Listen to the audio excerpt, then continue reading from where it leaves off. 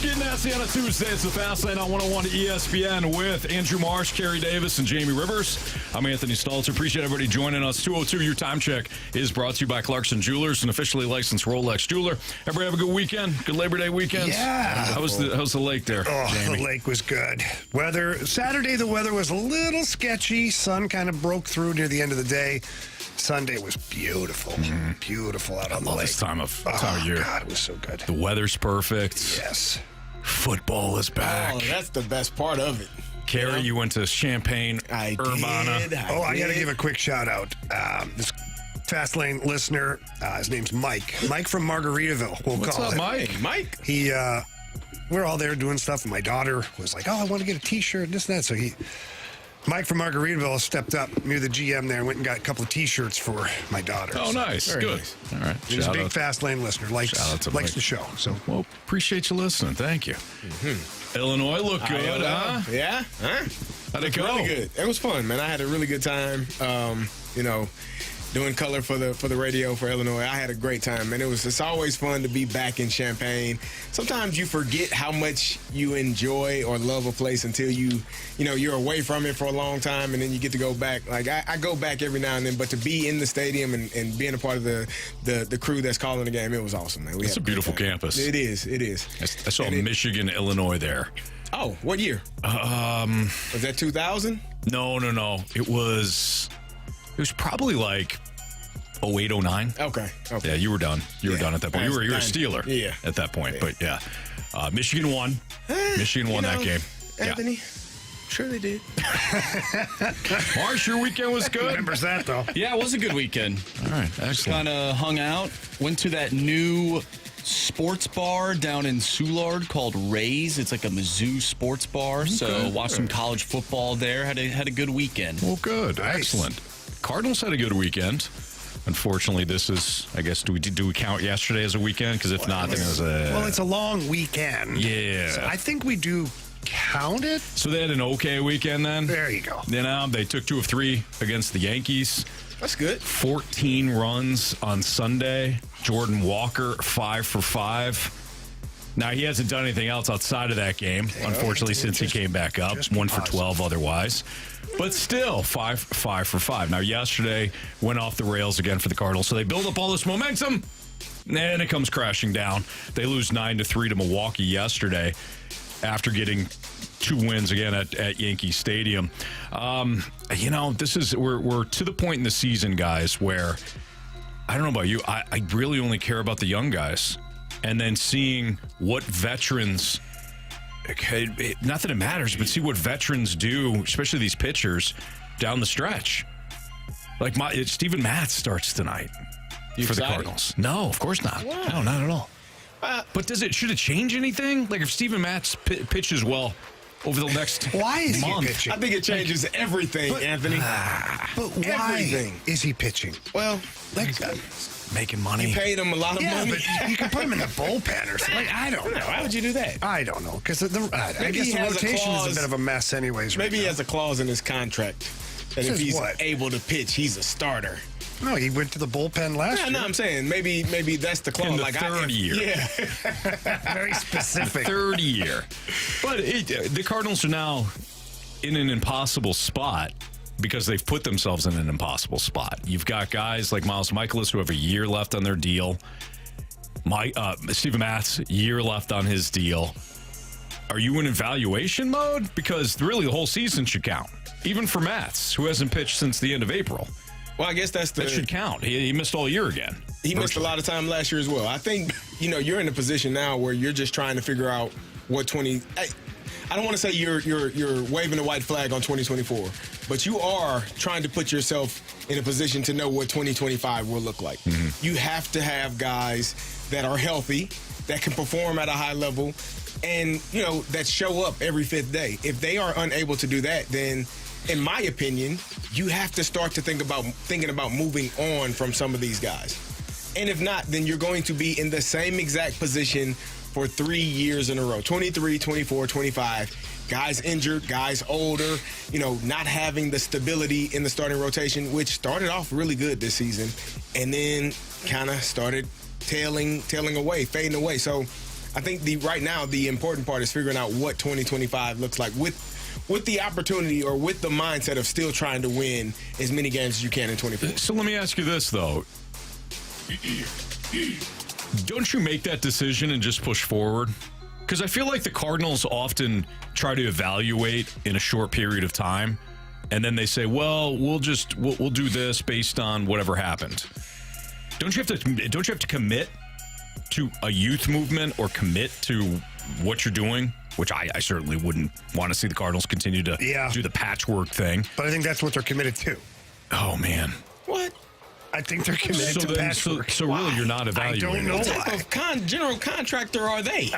Not a good one. Well, Carey, I think the record speaks for itself. But you want the general contractor to come in and fix. Sometimes you got to tear the stuff down. You got to demo. He doesn't even bring a toolbox. He just brings duct tape. Yep. Don't worry. Flex Seal. And Flex Seal. You stop him like, hey, man, this is. I got a kind of a unique issue we talked about on the phone. No, it's fine. I got it. Flex Seal. This stuff works great. Let it dry real good. Yeah. I'll be back. I'll paint over it. That's not what I paid you for. Yeah. But I feel like you have to commit to that, right? You have to commit to a youth movement. It's not about evaluation. You commit to it. Well, you have to trust yourself as well. Like, you draft guys, you evaluate guys, you bring guys in for a specific role. You have to trust that when the time comes, you know that those guys get the opportunity to go. And if not, then what are you doing? Like, if you feel like every season you have to go back and go find some older veteran players to make sure that this team is going to be going in the right direction, then you don't trust yourself enough in the evaluation process and the drafting process. You draft people, you evaluate people, you develop players to eventually have a big role on a team. And if you're not trusting those guys, then you don't trust yourself. Mm-hmm. That means you haven't done the groundwork to be able to, hey, now it's your time to go out here and perform. Yeah. So I think it's just all of those things, tied together. I think it's a really unique situation, too, because you're at the end of an era for John Mozeliak, and the team doesn't really know what direction they're going in. And he's still got another year left, so the team really can't figure out what they're supposed to do. Mm-hmm.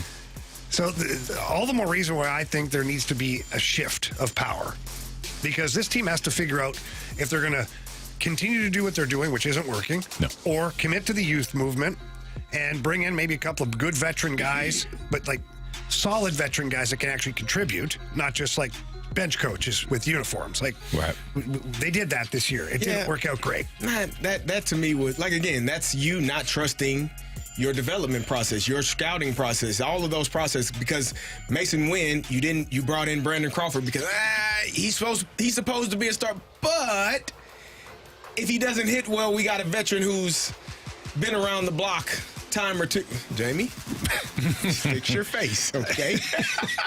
Well, he said if he doesn't produce offensively, I was like, what, you going to put Brandon Crawford in there? Well, you got to figure it out. Come on. That's what they brought him here for, correct? No, I don't think so. What did they bring? Well, why? I think it was defensively, they still thought that he could play and probably help with Mason Wynn at the same time. I honestly feel like they brought him in as a player coach type thing. Well, Mason Wynn didn't need the help. No. Because you trusted him to play every single day. It's amazing what happens. I've been talking about this for about 2 years now. When guys go to the stadium and know where they're going to play and when they're going to play and what position they're going to play every single day, it's amazing. What happens? How much easier life is rather than going to the ballpark. I'm telling you, when we play football, I don't know how it is in hockey, but there are times where players don't know if they're up or down. Like if they're dressing today, but you do know when you get to that locker room 2.5 hours, 2 hours before the game. Well, that's when you find out? Oh, yeah. Some people. What a crap sandwich some that people, is. Yeah, some people. Like, you get there and I don't have any. Where's my jersey? That must be cleaning it. That's horrible. If you're like most people know, but there are times where you could be up or be down and not know. Like you get to the locker room and your jersey and if your helmet. Listen, we got bags that they put all your stuff in.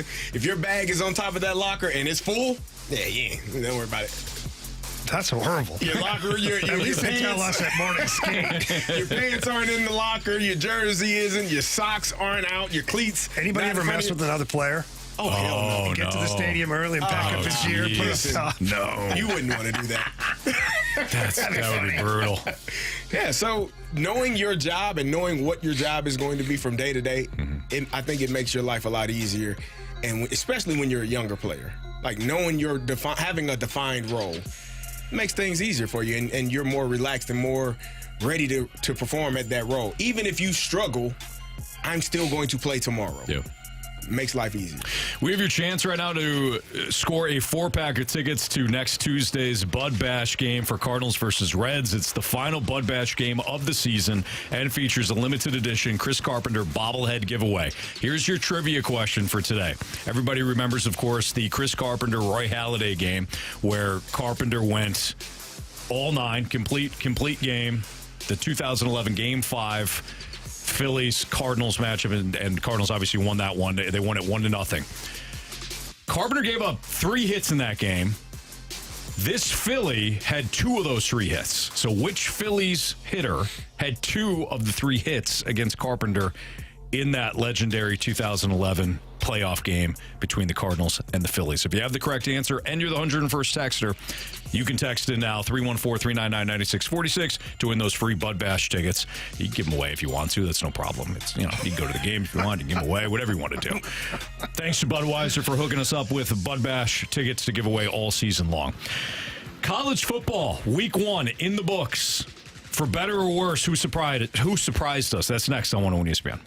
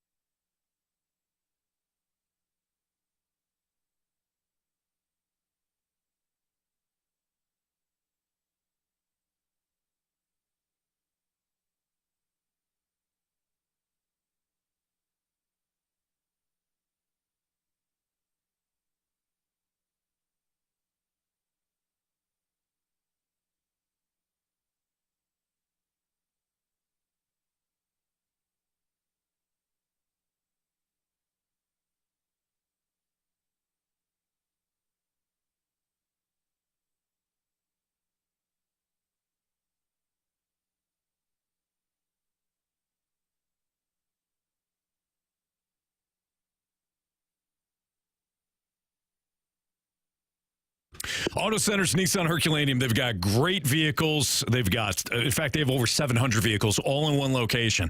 You're bound to find the right car, the truck, the SUV that you're looking for. They've got financing options for everyone. They do a tremendous job, too, from sales to service. They take care of you.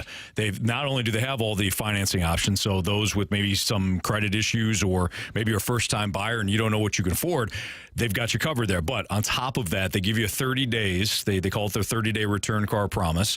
Within 30 days, if you're not completely satisfied with the vehicle and you want to bring it back for whatever reason, you can. They'll refund your money and they'll set you up properly with something else that you are looking for. They also have the complimentary 1-year maintenance on new Nissans.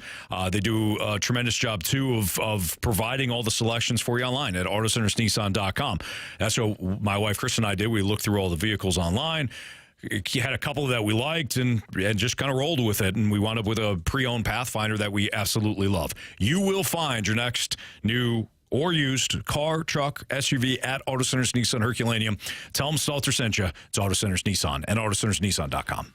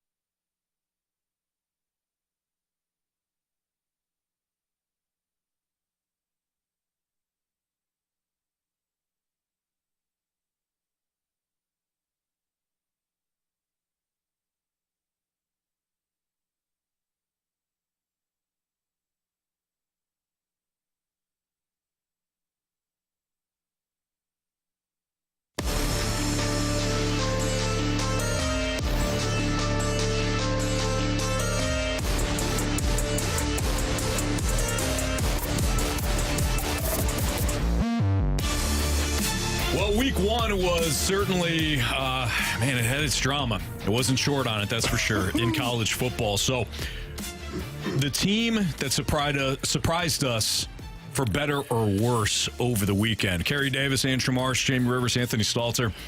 I mean, should we just get Florida State out of the way first here, boys? Yeah, I've got both teams in the same game. Florida State and BC. Surprised me is how bad it was, and BC how good they played. That's pretty fair. Yeah. Florida State, not only did they lose to Boston College, but obviously they lost to Georgia Tech in Ireland. Oof. And these are two teams that were picked to finish 9th and 14th in the preseason ACC. By the way, the ACC. Now, could Boston College be better than we think? Sure. Could Georgia Tech be better than we think? Sure. I think it's more likely, though, that Florida State was completely overrated coming in. And when you live by the transfer portal, you're going to die by the transfer portal sometimes. And Florida State, that's I think, one of the things that they're proving. I mean, DJ Uyunglele is, he was, it's dreadful. It's hard to watch.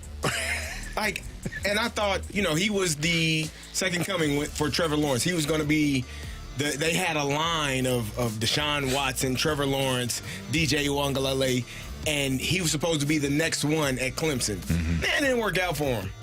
Transfers to me, and I told you all this in the office, when you have a player that transfers multiple times, it's you. Yeah. It ain't everybody else. And Florida State fans were chanting for the backup during the game. We want Brock. We want Brock. As a head coach and as a starting quarterback, to hear the fan, he missed a wide open receiver on a corner route. Mm-hmm. It was ridiculous. Yeah. He threw under pressure. He just threw one up to the defense, and it's like, hey man, at some point, Norvell is going to have to make a decision.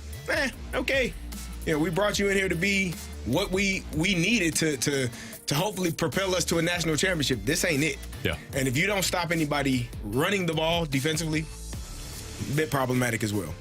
Well, yeah, especially the quarterback. I mean, the kid for Boston College last night tore him up big time. And Bill O'Brien is now the head coach at Boston College. And, look, he's got the NFL pedigree and all that. He knows what he's doing offensively. And he looked at what he had at BC this year, and he said, okay, this is what we're going to do. And they have a couple of decent backs, and they get the quarterback that can run. And that was impressive last night from Boston College's standpoint. But Florida State, you're done. You're done. Just two losses. Yeah, you had to run the table after losing to Georgia Tech in Ireland. Maybe you can win they can still win the conference. Sure. It's not, and I think that's the important thing. This season is going to be so much fun because you're going to have a 2 or 3 loss team in the college football playoffs because they may go on a run on a streak where they win their conference and now they're one of the top 4 seeds because they win their conference. And it would make things all right within the world. I don't think it's going to happen, but yeah, because theoretically they could. Yeah. So they're not good though. Is it likely? No. But it is possible. You mentioned the ACC, one of the teams that I found to be surprising, not so much because of, the hype, because there was a decent amount of hype around this team, but because of what we've seen in the past, Miami, they looked really damn good. Yeah. Cam Ward, Heisman, they're talking about it. He had the one bad throw, and the wheels didn't fall off, which has been Cam Ward's thing in the past.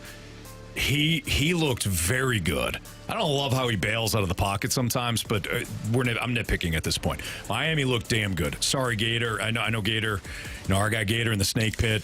Is he in the snake pit today? He is. I saw him. He popped up. He gave me credit for the Miami pick, and then he's right. So their quarterback is in the concussion protocol I mentioned, and that schedule is one of the worst in college football. I mean, worse as in daunting. Yeah. That one's going to be rough. Florida's going to have a very long season. But Miami, we talked about this a little bit last week. I think they're legit. Mm-hmm. They've always had the athletes. I think they have some good coaching. Last year was unfortunate. They lost several one-score games, and the season got away from them. I think Miami, though, this year, I think the hype is appropriate. There was another team that surprised me, and not in a good way. And I was battling in my brain, is it? Can I guess?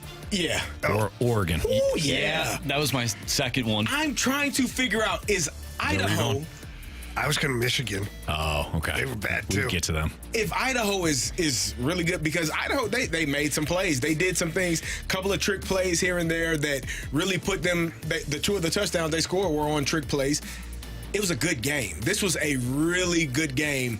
But why? Was it a good game because Idaho is that good? Because Oregon should have blown them out. I don't know what the point spread was, but I'm assuming it had to be 2 to 3 touchdowns, probably more. They're an FCS team. It was probably 48. Idaho's FCS. Ridiculous. I'm not even joking. It was probably 48, I don't 48 know and what a the half. point spread was, but it wasn't 10. I could look it up. It wasn't 10 and a half. No. Or 9 and a half. No, maybe in the first quarter. Yeah. So that to me, I was scratching my head because I was trying to figure out what the hell is Oregon doing? Idaho just stayed in the game the entire time. And I was on the phone with one of my friends. I said, this is about to be 49. Oh my God. This is about to be It's 49. This is about to be an Appalachian State, Michigan type of deal right here. That's what that game felt like. Idaho kept finding a way to stay in the game. They were making stops. Again, I'm looking at Oregon and like, what are they doing? What's wrong? So here's what doesn't make sense, though, right? Like we all know football, and if I was just going to tell you stats and lay it out there, you guys tell me what you think. Total yardage 487 to 217. Total yardage 487 to 217. Turnovers 1 on one side, 2 on the other. First downs 31 to 10. Should be blown out. Oregon 487 yards to Idaho's 217. It makes no sense. Oregon had had one less turnover and 21 more first downs. This is why stats and numbers don't matter to me, because if you literally watched that game, Sure. that game and those numbers the score is more indicative of how close the game was as opposed to the stats. It's almost like we would sometimes you'd be like between the 20s, 20 to 20, you're gaining all of those yards. But when you get to the 20, inside the 20, inside the red zone, you're done. Your inability to punch it in and score touchdowns, that's why you don't win games. And Oregon was unable to really put down Idaho all day Saturday. Could not figure out how to not throw the knockout punch. Carey. They just kept getting up and kept coming back. I'm with you. Like, watch the games. Don't just rely on the stats. Yeah. This does, like Jamie said, this doesn't make any damn sense. No. Dylan Gabriel was 41 of 49 for 380 yards and 2 tutties. And when I tell you it didn't look like it didn't look like it. Sure. Like, it did not look like a 380-yard game and 2 touchdowns and only 8 incompletions. I'm with you. When I was watching, I'm like, this is clunky. And then when I looked at the stats, I'm like, no, it wasn't. Where are all these yards coming from? Yeah. So, Jamie, Michigan. Yeah, against Michigan Fresno for me State. against Fresno. Like, I understand that Michigan's not the Michigan from last year. Yeah. I understand. But there can't be that much of a drop-off. Like, what was the spread in that game? That one had to be 21. That's all? Yeah. I thought it'd be higher than that. But Yeah, it was 21. either way, to me, They don't have a quarterback. Michigan's going to be out of the top 10 here in a hurry. Well, they got Texas. Oh, yeah. that's They going to got be Texas. I'm excited in Ann about that Arbor. game. Like, that's awesome. That's Like, gonna be that to me is like that's what football should be. Like, I don't care. Like, you know, I went to the Illinois. They played Eastern Illinois. Cool. But when you get to play Texas versus Michigan, like historic programs, It's great. that is fun. Yep. That's what the people want to see. Like that, the people will be tuned in for that. Who's got Texas? Texas, Texas, yeah, At 7.5. Michigan, right? That's At it. Ann Arbor, 7.5. Yeah. Only 7.5? Yeah. Well, let me tell you something, Jamie. Playing in Michigan, it gets kind of loud. It does. I've been there, Carey. It's I've been there. deafening at times. I saw them play Notre Dame there. Yeah. That was a hell of a game. Oh, you remember that one? You just don't remember. What was the other game? You couldn't Georgia remember? Tech. You couldn't remember Georgia Tech. He was like, I told you that. The Rambling Wreck. Jamie was there. He knows that. I cheered. That's about Probably it. for both teams. Yeah. That's funny. I saw Notre Dame at the Big House, Yeah. too, one year. What year? Like 2000. It was probably like 06. Somewhere around there. That would be the same time as me. We were at the game together, Anthony. How did I not see you? I know. It's only 106,000 I mean, that people would make there. sense. You were living in Detroit at the time, Yeah. so was I. I went with, I wish I could remember his name now because there goes the brain.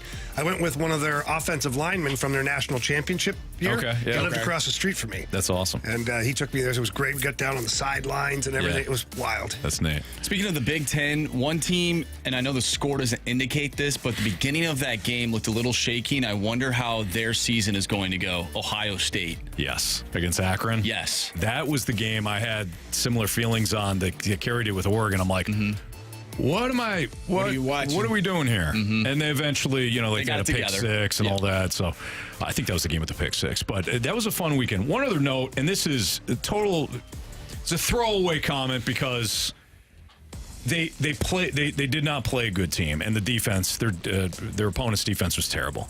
I thought Alabama was fast as hell. Backups look fast. The defense looked fast. The offense looked like holy crap. Oh, they got their backup in now. My God, does he run a 4-2 too? Like everybody. I missed that. I didn't get to see the Alabama Western Kentucky. It wasn't a game that was high on my priority list to check out. Throw it away. I'm just saying. And by the way, Georgia, let's just go ahead and put them into the national championship. So, guys, first half though, I think they got it together. It was like a jab, and then they threw the haymakers. So I think college football is so different because there is no preseason. So some teams like to kind of soften their season up by starting off with a team that they're sure that they can win against. But when you have a team and you're playing a ranked team, that start sometimes is going to be a little bit slower. But the better team usually gets it rolling eventually when they get going. And Georgia certainly did. And Clemson's got issues on offense. They've had issues for a while. Klubnik, I mean, the O-line barely picked up. There was a couple of times where if you notice, his ass was on the ground, the O-line didn't even pick him up. And he was kind of barking at him early in the game. Like Dabo Swinney's got some issues. And that go beyond, like the whole transfer thing. Oh, this is the transfer thing. First of all, Georgia's way better than you. And two, you got real issues that go beyond the transfer. So Georgia doesn't do a lot of transfers either. No, they just kick ass. Of course, they don't need to do all the transfers when you're getting unbelievable recruits like that. When people are lining up at your front door. All right, some Blues news. So Torey Krug will undergo surgery on his left ankle. He's going to miss the entire 2024-25 season. It kind of phrased weird, but is this almost a good scenario if you take away, obviously, the injury aspect of it from a roster standpoint? Is this kind of the best case scenario for the Blues? That's next on 101 ESPN.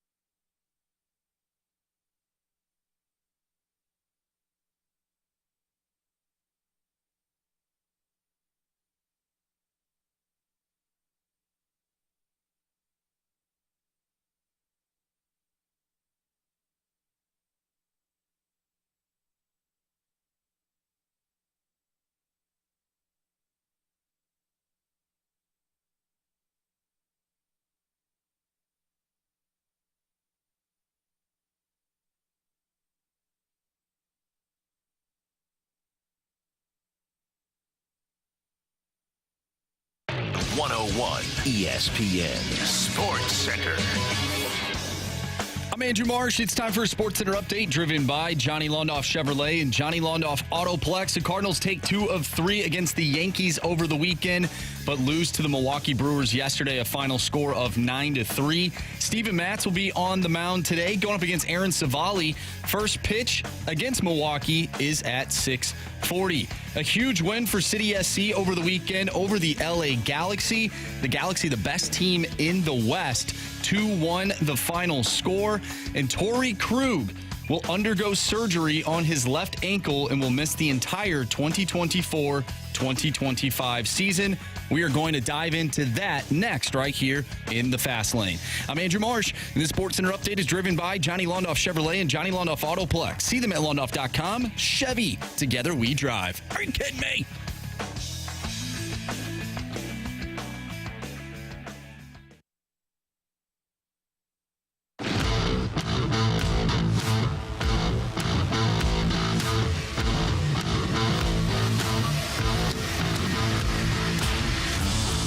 Torey Krug officially will undergo season-ending surgery on his left ankle. This coming from Doug Armstrong and the team today, as it was announced. Jamie Rivers, Carey Davis, Andrew Marsh. I'm Anthony Stalter. I don't want to minimize the fact that Torey Krug will undergo the surgery, and who knows what his long-term future now, or even a short-term future, looks like.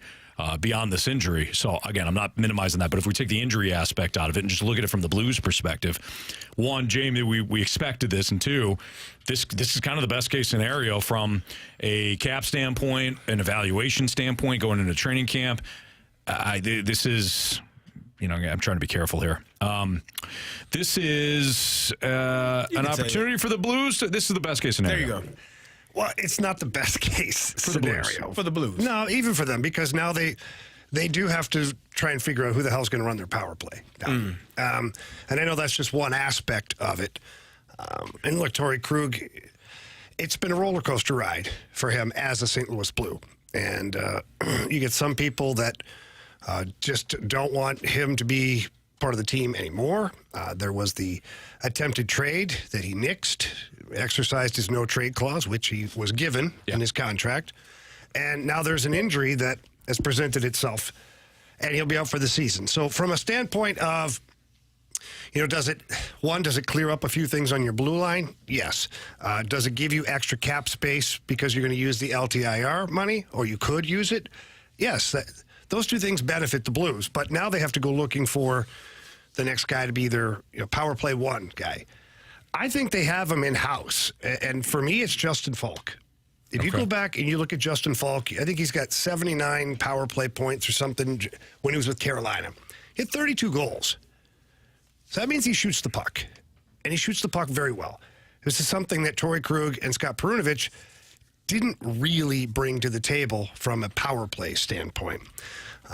Does Justin Falk see the ice as good as either of those guys? To be determined. I haven't been able to watch him on a day-to-day basis as far as running a power play as the number one guy, but I do watch him. He makes very simple, effective plays, and when the time is right to shoot the puck, he drops the hammer, and he can really shoot it. We're talking, 95 to 99 miles an hour. He's hitting that one-timer. And you get that net front presence like you had last year, especially with Jake Neighbors, you're going to score some goals, man. So I think it's going to be okay in that direction. It's still, the waters are still pretty muddied because instead of 10 defensemen, they only have 9 defensemen. So Army's job, I guess, got a little easier from that standpoint. I guess the bigger question I have for the group here is, where do we see Scott Perunovich on this team now? This is why I had brought up. Remember, we had the conversation a couple of weeks ago about who's basically at a crossroads. I don't know, Marsh, how you phrased it, but so who has the most to prove? Most to prove, thank you. And for me, it was Scott Perunovich, because I don't know what his immediate future is, and if he's not captaining one of the power play units, then what ultimately is his role? He's kind of a tweener. He's somebody that really, he's not big enough for what the Blues are heading toward when it comes to the oak tree defenseman. He's also not somebody that is scoring a lot in order to stick around to give the Blues something that they don't have. So to me, he's got a lot to prove, and I think he's got to prove it in training camp and preseason. If not, it might be a situation where you just kind of eat the contract. Well, or look to trade him. When we did the exercise the one day of kind of creating the blue line, like who we thought were the top 6 defensemen, we didn't have them in there. Yeah. And we had Leddy, Parayko, Broberg, Falk, and then we had Suter and Kessel. And I said that, and I said, for me, that's your best 6 defensemen. Mm-hmm. So where does Scott Perunovich fit in? The only way he can kind of poke his way into the fray is by being really, really good on the power play. And he'll get every opportunity. Training camp is one thing. He'll get every opportunity in preseason to get out there and run a power play. And if he doesn't show that he's head and shoulders above other guys at doing that, I think he'll be your 7th defenseman. I don't think you have to worry about eating the contract. But yeah, he's going to be an uphill battle for him. That's why I asked you last week was how important is being the quarterback on the power play? Is that enough to make the team and earn a spot and play, every night? Is that enough? Because if you're not good enough defensively, but you're great on the power play, then you're putting yourself at a disadvantage either way. So how important is that for him to actually be good on the power play, like be the number 1 player on the number 1 power play? Because if he's not good defensively, I think that's going to be you're putting yourself at a really bad disadvantage. Yeah, there's only a few guys in the league that can do that. One guy is Erik Karlsson, but he put up over 100 points. He's really good as a defenseman. Yeah, but he was also like minus 42 that year. But there's a little bit of a give and take, and I'm bringing that up. But Erik Karlsson he has had some pretty good all-around seasons, and he's a very elite player. Scott Perunovich doesn't fall into Erik Karlsson's category. So Scott Perunovich, he's got a lot of work to do. He does. He's going to have to show that he can handle playing a regular shift, and then he'll be able to quarterback a power play. Nowhere on this team for the Blues do they have the ability to just say, he'll only play the power play and don't worry about anything else. I think that Scott Perunovich's role was there until Army found a way to make this team way better than what it was even heading into the offseason. Yeah. I think Scott Perunovich, he had that opportunity, in theory, on paper, to play himself into a top 6 spot. But Doug Armstrong found a way to make this team what I believe is going to be a playoff team. They might not be one of the top 3 teams in their division, but I think they're at least a wild card team. I'm excited to see what this team can do. And I don't think Scott Perunovich has a role in the top 6 unless, like you said, he just plays so good that he can be that type of player. Yeah. I've yet to see that, though. I've yet to see him be healthy for a full season. Like, it's just little things like that. I think the health comes first. We've seen that with a ton of players with the Cardinals. Like, what are these players supposed to be? We don't know. They're injured half the time. Right. But I think Doug Armstrong is putting the franchise and the ability to get back to the playoffs over the development, perhaps, of Scott Perunovich. I could just be speaking out of turn there, but that's kind of the vibe that I get. I'm with you on that. And I think the franchise is more important than trying to get this guy minutes on the ice. Well, I think Army's proven that, too. Yeah. Army, I don't think Army cares at all about somebody's feelings or, we should give him a chance. For sure. No, I think it's straightforward, like we want the best guys to be playing. And if he's one of those guys, that means this team is better. Yeah. Right? Right, if he's earned that spot, because that means, I think, Marshall, what you're saying is he would have earned it. Yeah. All right, it's Fastlane on 101 ESPN. Carey Davis, Jamie Rivers, Andrew Marsh. Speaking of Marsh, he's got what's trending next on 101 ESPN.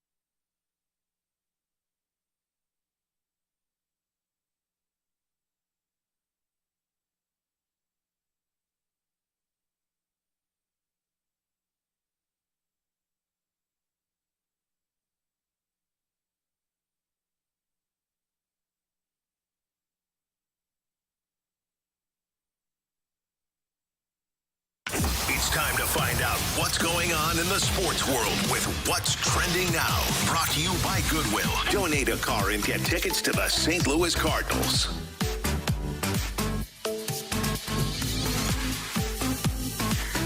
Welcome back to the Fast Lane here on 101 ESPN with Anthony Stalter, Jamie Rivers, and Carey Davis. I'm Andrew Marsh, and it's time for What's Trending.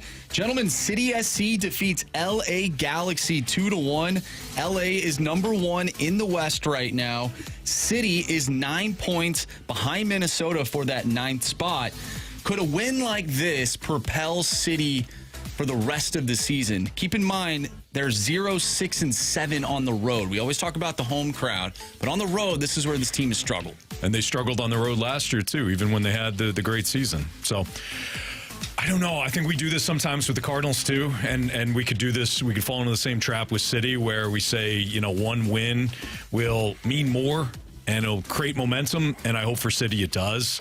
But we also have an entire body of work, and the body of work this season, unfortunately, has been below average. Not below average. It has. They've underperformed this year.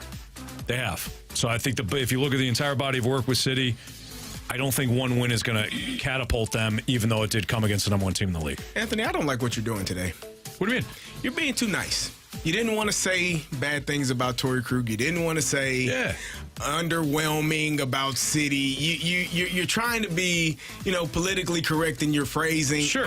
I don't know what you did over the weekend, but I'm going to need you to go back and not do it. What kind of horrible stuff did you do over the weekend? It's just weird, isn't it? He's repented his sins. Like he's trying his best not to. What weird stuff did you do this weekend? Dig at you guys know me well. I see it. Yeah. What did you do? Yeah. Well, what I did, I can't tell you because here's the thing. Normally, I would have called you guys, but you were out of town. You were at the lake. Marsh was out of town. I wouldn't have been much help to you. And I don't know where you. I don't know if you were here or not. Yeah. So what I did, I cannot speak over these airwaves, but I did need you guys. I don't like it. And I didn't have an opportunity to call you.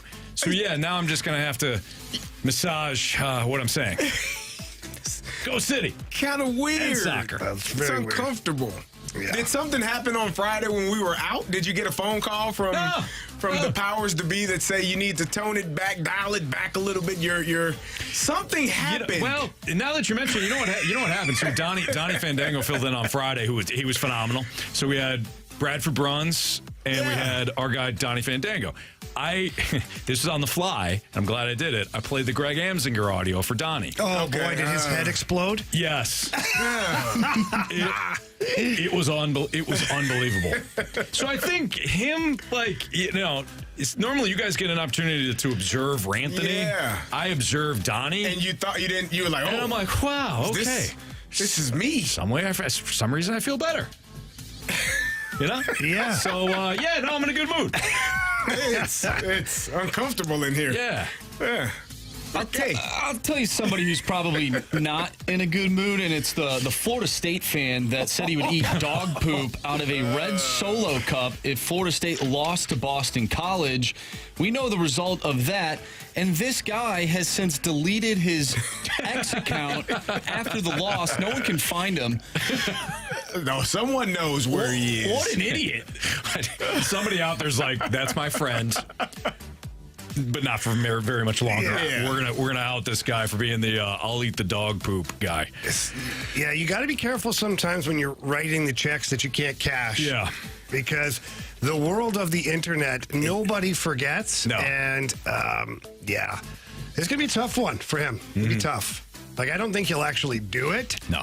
Unless somebody fires up the proper amount of cash, I guess. How much would it take, Carey? There's not enough. Oh, That's a lie. That's a There's lie. always a Because number. here's but the thing. If man. I had a bag right now, I had $1 million cash. Here's the thing. What are eating the that. repercussions? Hold on. He'd take a spoon. He'd hammer that thing down with like barbecue sauce. He'd have it in my eyebrows. I wouldn't care. Oh God! $1 million. $1 million. That's the. What You buy a lot of water to flush it away after. No, there are issues that you may have internally after you eat. Yeah, they'll that. come out just like the other one did. Oh God, no. I mean, you're gonna be sick for a while, but you're gonna be $1 million. Is it up. worth it if you Yes. ever $1 million get to bucks? spend Yeah. $1 this million. money? Yes. Tax-free? Absolutely. Yeah. Tax-free. Tax Absolutely. free is Yeah. the point. Yeah. Yeah, no, I'm okay. Oh, I think you're lying. $1 million? You got to do it. I'm a self-made man. Well, how'd you do it? Well, I ate a bunch of dog crap. Out of a cup. Took the half of it, invested it, rolled it over. Yeah. We're good. Living off the interest. I feel like he could maybe, he said red Solo cup, right? Well, we know that they have red Solo cups that are smaller for the shot glasses. Yeah. He could fudge. I like your choice of words. He could fudge it and use the small red Solo cup. Now he's still eating dog poop. Yeah, but he's eating less. But he's got his manhood back. No, well, I don't know about that. He's still eating the poop. You listen. Go ahead. You eat this dog poop on camera. Yeah. What woman? If you already don't have a woman, which I don't. If he does, she may leave him. Whatever your significant other is, what significant other will you be able to find? Do I have the $1 million? You think he's gonna get $1 million? But I'm playing our game. Okay. Yeah. Yeah. You got $1 million. I ain't worried. I ain't worried. Actually, the dog poop guy? Yeah. It's amazing what people can get over. Yep. Hey, brush your teeth, right? Yep. Okay. You good Ashley, now? Yep. if you're listening, honey. I've got good news and I've got bad news. Honey, we're moving into a new house. Yep. Why? I wouldn't kiss me for a week. I hate dog poop. Last thing here, the NFL season begins this week, and the NFL is heading to Brazil. It's the Eagles and the Packers. Do you guys think it's a good idea for the NFL to play in Brazil? Do you think it's growing the game, or do you think they're putting their players in a harmful spot? Yeah, so this one kind of confuses me, Carey, and maybe you can walk me through it here eventually, but like, what does the NFL believe their football market is in Brazil? I have no clue. Soccer/football, that is by far the number one sport. Mm-hmm. Right. Why is the NFL going square peg, round hole? And then with what we're hearing about the security and like army, military people around the hotels, and that these players aren't even allowed to leave the hotel. It's straight to the game and get the heck out of there. They can't go on Twitter either because of, I believe Twitter is now, It's or banned. X or whatever. It's banned in Brazil. Like, this is really not a great setup. And I think Brazil's a wonderful country. I've always wanted to go there. Like, it's beautiful and all that stuff. But if it's that bad right now, what are you doing? Like, I understand Mexico.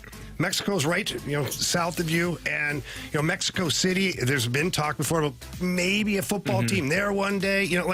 Okay, London. You're trying to pull out that European, but Brazil, like, they don't. To me, they're not really going to be even care about the football game. Yeah, it's not safe. I think safety, the NFL, they talk about player safety on the field.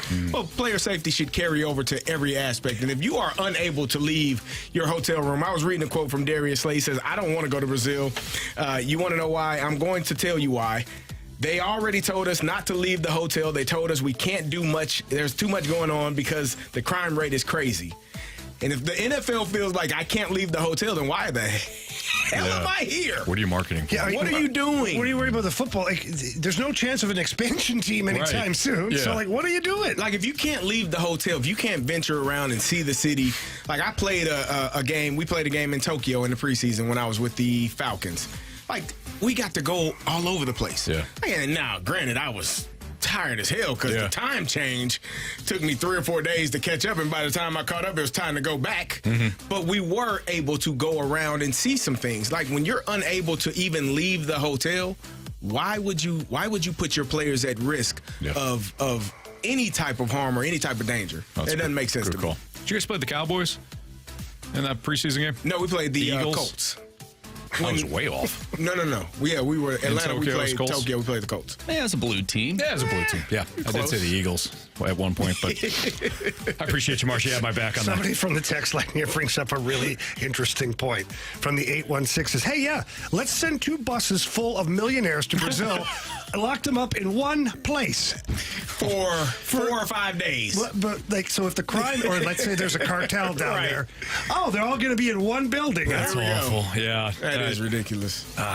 Good text. Shouldn't be funny, but it was funny. The text, at least. Yeah. All right, it's Fastlane on 101 at ESPN. I think we as a show agree the Cardinals should head in this direction next year, but will the Cardinals actually do it? We'll tell you what that is next on 101 ESPN.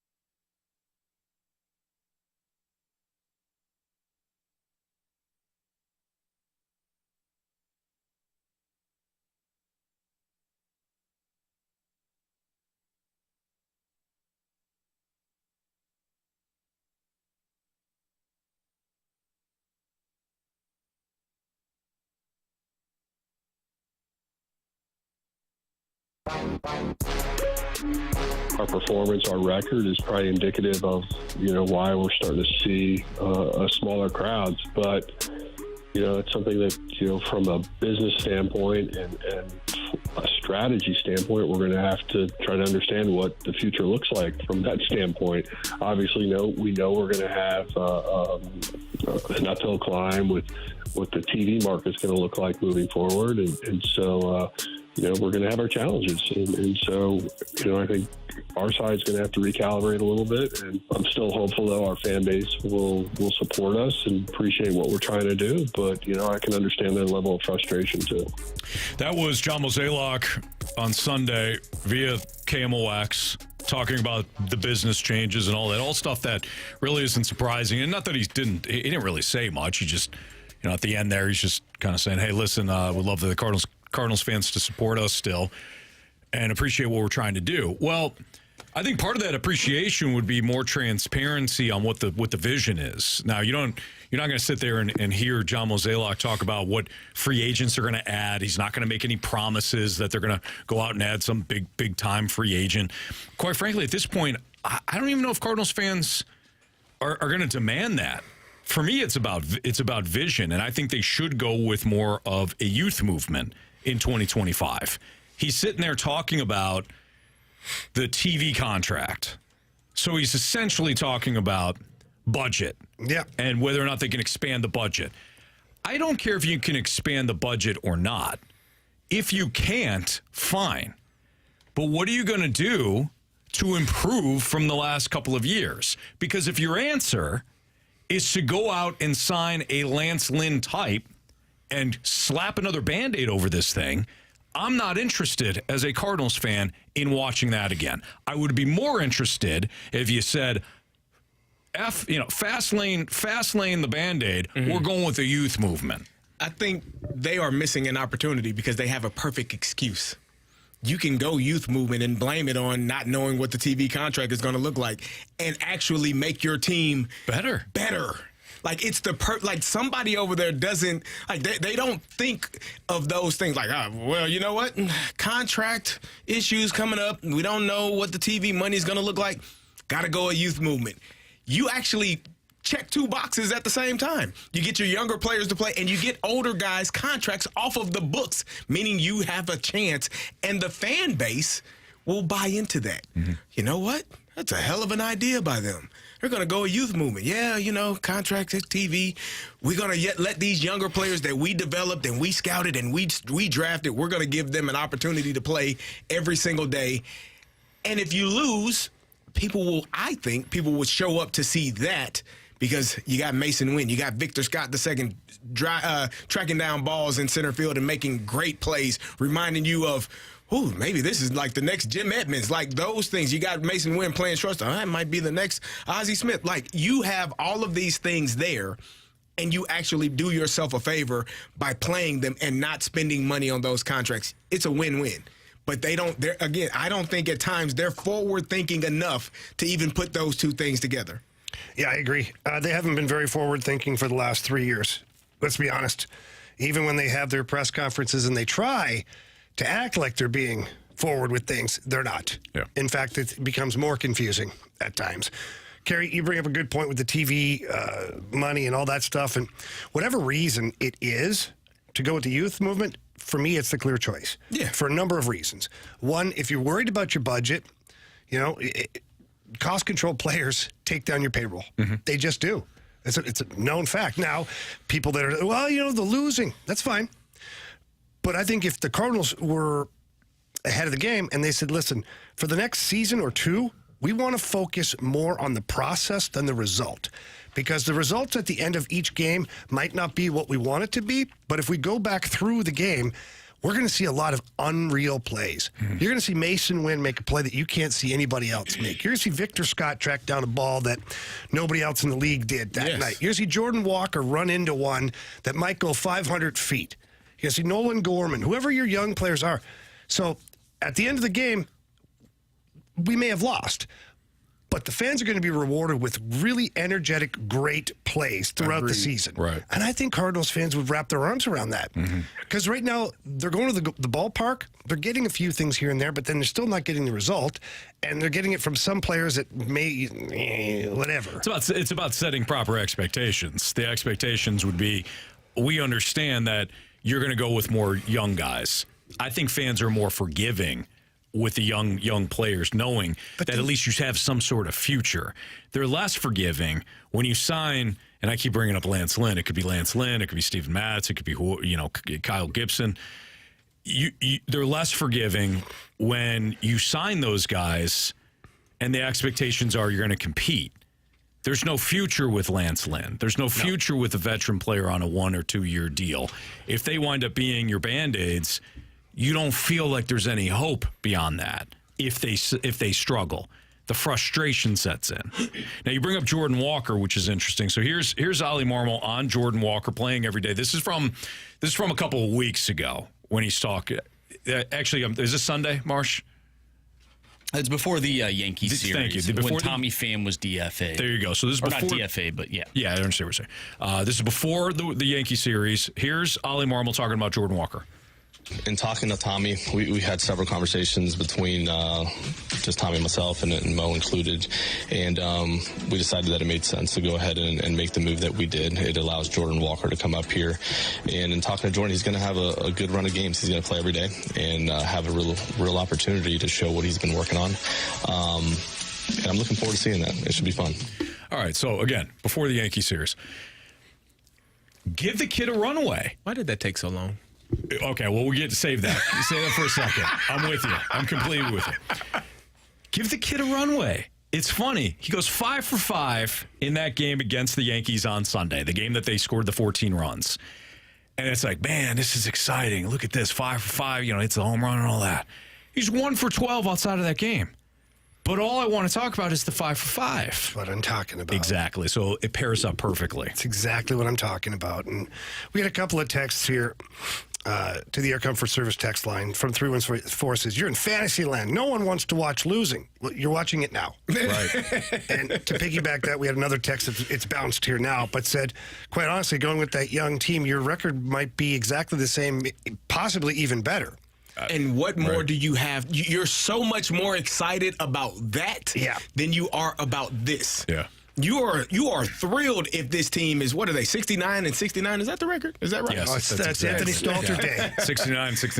Best record. The only opportunity to be 69 and 69. Hashtag Stalter Day. Yeah. Great time, right? But if that's your record right in now, a good mood. Yeah, clearly. If that's your record, then you're excited about what the future holds. You're still third in the NL Central. You're still 10 or 12 games back from the Central Division leading Milwaukee Brewers. But you're like, in a year or two. Yeah. Are you talking about under youth movement? Yes. I agree. Right now, you're looking at it like, oh, my God, this is awful. Yeah. But if this team was full youth, pitching staff, hitters, you're like, oh, yeah. Oh, yeah. Give him a year or two. I agree. Well, 816 makes a good point. It says losing is okay if you're making progress. Exactly. So right now the Cardinals are losing, but they're spinning their tires in the mud. Yep. And that's Goes why, back to what I'm saying with the future. And that's why the Blues are more exciting right now because, they haven't made the play. Same as the Cardinals. 2 years, no playoffs. Essentially, that's what the Cardinals are going to be. But you're so much more excited. Why? Because they got younger players. Mm-hmm. They went out and signed players. They traded for players. And you're like, oh, God, this is going to be a younger team. It might be a younger team, but I'm looking so much forward to what they have, the possibilities, than what you rolling out the same team for the St. Louis Cardinals next year. You're like, oh, God, again with this crew. Mm-hmm. And this is no offense to anyone on that team that may be of the older, the older version, the variety. Like that's no knock on them. Yeah. But to get a team to be better, you need younger players. You need superstars to be superstars. And if you are a veteran, if you are one of those guys, you got to be one of those guys that every fifth day, if you're starting or if you're a regular everyday player, you got to be performing. And if you're not, then why the hell are you here? Mm-hmm. It's no knock. It's just what sports are. You don't get an opportunity to keep doing that job if you stink at it. Yep. Or if you're not better than the person that's behind you waiting. That's not how sports go. The best teams play the best players. That's why people love Army. The hell, the veterans better come with their lunchbox ready to perform in training camp because I don't know if they're going to have a job. Yeah. Love it. Yep. But your Cardinals like, we're going to. But you got to say that, right? Like, not that you have to, but you should be saying that. After 2 seasons of missing the playoffs, you should be, okay, all bets are off, guys. I gave you your opportunity. I gave you your chance. Everybody got the nice contracts. Everybody's happy, right? Well, I'm not. Yeah, I'm not. Doug. I'm not. And here we go.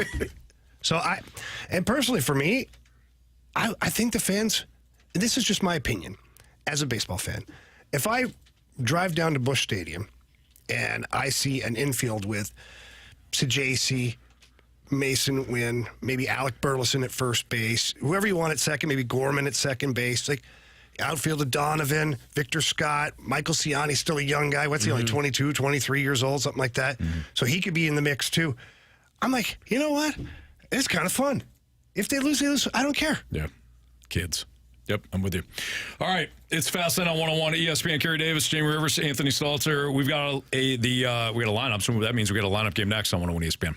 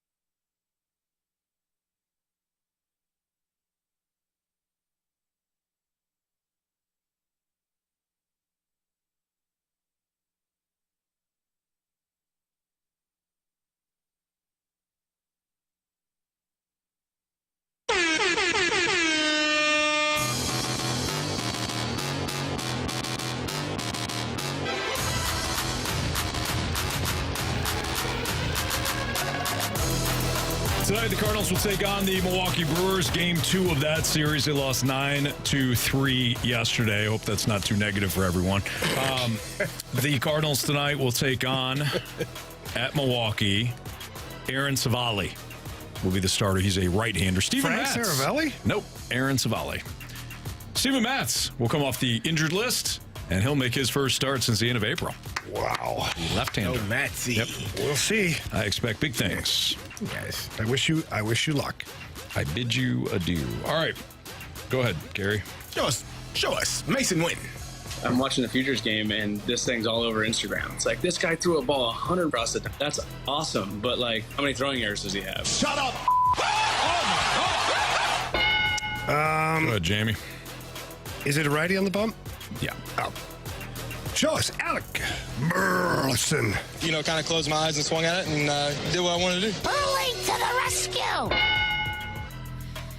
All right, I believe this is probably my guy. Yep. Show us. No.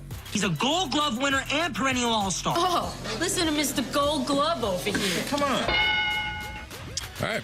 This is either Lucan Baker or Jamie's guy, Brendan Donovan. I don't think Lucan is playing. Then I think it's Brendan Donovan. Go ahead. You do it. No, I don't want him. He's your guy. No, he's not my guy. You love Donnie. I in do his love head. I like Donnie. I don't like And his Donnie in my headband. 4-hole, though. Oh, Jamie. Show us Brendan Donovan. Donnie. Hey, this headband's pretty cool. Nothing but power there. He smoked one. Yeah. Jamie. And did you see the thing on it?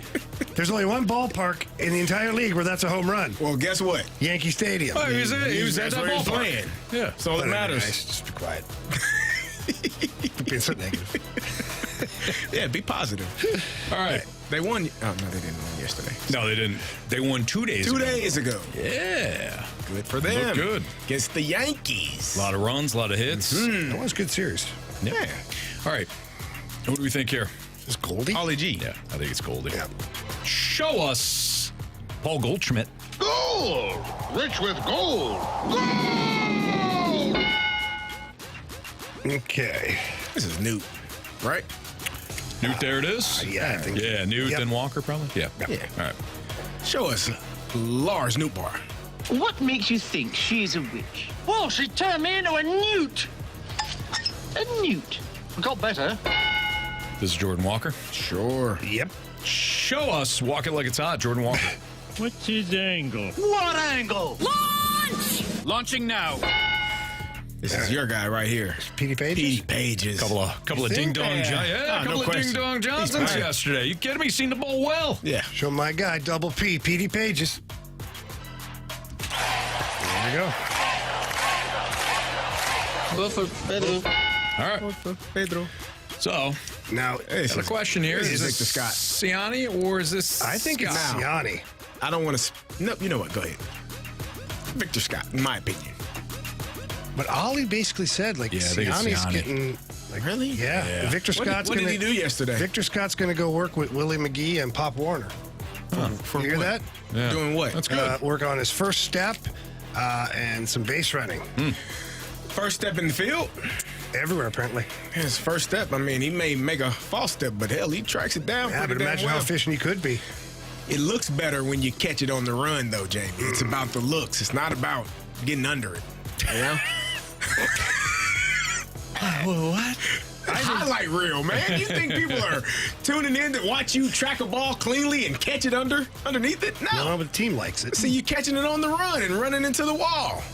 Do you guys remember when Dexter Fowler started catching it like at his chest Yeah. for no damn reason? Yeah. Because it's cool. It All was. the kids are doing it.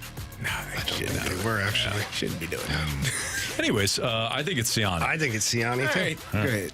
Show us Michael Siani. Michael.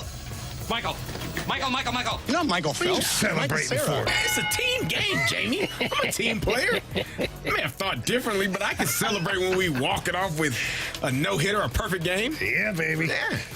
That's funny. All right, Marsh, run it for us. All right, leading off the shortstop, Mason Wynn. Batting second, your DH, Alec Burleson. Batting third baseman, Nolan Arenado. Your cleanup hitter, second baseman, Brendan Donovan. Batting fifth, first baseman, Paul Goldschmidt. Batting 6th in left field, Lars Taylor Tatsui Newtbar. Batting 7th in right field, Jordan Walker. Batting 8th behind the dish, catching Pedro Pajes. And batting 9th in center field, Michael Ciani. Back. Stay fair! Stay fair! Go fair, go fair! I don't believe what I just saw! Home run. Alrighty. Go ahead, Marsh. Well, I'm not up first. Go ahead, Jamie. Oh, it's me. Yeah. What Do we is have the a score? Nah, we got it. No, We should want go to know. over it. We That's should. fine. We want to know. Can't imagine why you want to skip it. I think we all got it. Did we? Marshy, do we get an update or no? Marsh, Marshy's don't have to worry holding out about on it. me right now. He's not looking. Yeah. I don't He's even know not if he even hears looking. us. Well, none of us had Nolan Arenado on Friday, so the score is the exact same. If you would like me to update the score, I would love to know. I would love to know, I too. can't remember. Marshy, you should know too. You got All a right. lot going on over there. Jamie, you're in the lead with 28. I'm right behind you with 27. And Carey has 21. Wow. All right, nice job, What guys. does Anthony have? Oh, Less than 10. Anthony's at 9 still. Wow. You know, 9 was my baseball number, and that's why I've decided to just stay right here at 9 and honor my former self. Good number. Yeah, Okay. love that number. Nice job, guys. All right. This guy's got to run into one here soon. I've picked him a few times. I think he's due. Alec Burleson, please. Give me Paul Goldschmidt tonight. You know what? I've been going bench guys for a while. Give me Jordan Walker. Oh, look at you. I'm going to go with somebody that seems to hit the ball very well at American Family Field. Pedro Pajes. Didn't like what he did yesterday. I certainly did. Yeah, it's a home run derby. He hit 2 yesterday. Just seems natural that he'll do it again tonight as the Cardinals take on the Brewers. Hey, going back to Michael Ciani. Do you guys like Ciani getting more reps over Victor Scott? Is there a different way to do this? Because you want Jordan Walker's going to play every day. They're infatuated with Lars Taylor Tatsui Newtbar. So, are you guys good with Ciani over Victor Scott? They've got kind of an interesting dynamic going on in center field. It is intriguing. I don't know What's the age difference? I don't think it's much. I think it's like a year. Yeah. So, because I've heard a bunch of people say, "Oh, you got to go with the young guy." Yeah, they're both young. like young. Got to go with the guy who's fast. They're both fast. Oh, better defense. And Yeah. Michael, did you see the? Ciani's 25. And what's Victor Scott? 22. 22. Oh, really? Is Scott? that young? Is he that young? I think so. Anyways, there was a stat that somebody put it out there. I forget who wrote it. He's 23. That Michael Ciani can't win the Gold Glove this year because he's 2 innings short of the minimum by the September 1 date. Wow. Ooh, That's That tough. stinks. Yeah. Would he have won it? I don't know. He's probably had some of the greatest defensive catches, but we know the bat plays. Even though it's called a Gold Glove, Yeah. we know that the bat somehow influences how they vote for this You're thing. right. It has trended more toward the glove of late over the last 2 years or so. But yeah, you're right, Jamie. It's like, this guy seems to be a better hitter. It's a Gold Glove. Doesn't matter. I think for me, like Michael Ciani, he wasn't a part of your long-term plan. He was one of those Band-Aids, essentially. Yeah. Now, he's been very good. Don't He's get me been wrong. unreal. He's been great in center Things change, field. Maybe the best Things do defensive change. center field in the league. 100%. He's really good. Victor Yeah. Scott's made some good plays, too. Now, he is still, I would say that he's a little bit behind Michael Ciani in terms of that defense. But we've started to see Victor Scott start to swing the bat. Yeah. Now, I'd hate to stunt that growth at the major league level for a guy that wasn't really a part of your plan heading into the season. Victor Scott, there's a reason why Victor Scott started in center field on opening day over Michael Ciani. Yeah, he had a great training camp. He had a great spring training. They liked him. They gave him a shot. By the way, Josh from the Snake Pit goes, you couldn't put Victor Scott in left and Walker in right and then Ciani. So you could. That's my thought, though. But then where's Newt going to play? But the Cardinals Who are cares? infatuated with Newt. Nah, what- Newt's been swinging the bat pretty well lately. I just don't care. You guys, what are you talking about? Newt is going to play. I know that. Have you Carey. not watched this organization? Carey, let's try this. For the purpose of discussion, why could you not have the 2 speed demons out in the outfield? You could. You absolutely could. You could actually No play double defense. You could play Walker as the rover and just have two outfielders. There's a lot of speed out there. That would be awesome. Yeah. And I would put Walker, like the rover, in right because Mason Wynn can cover a lot of ground too. being back, so. Yeah. I think we just fixed instead of the shift, when you get a batter up that's a pull hitter, you just bring Walker in to about 3 feet off the infield. I like the idea. Any bloops, you got it. You got it covered. Yep. Yeah, not a bad idea. No. I like that. Jamie, you just fixed the Cardinals. Yeah. One move. We're evolving the game. Yeah. Now, can they pitch and score runs? We don't know. But we'll worry about that later. It's a Fast Lane on 101 at ESPN. Which NFL contender has the biggest red flags heading into the season? I've got one in mind. That's next on 101 ESPN.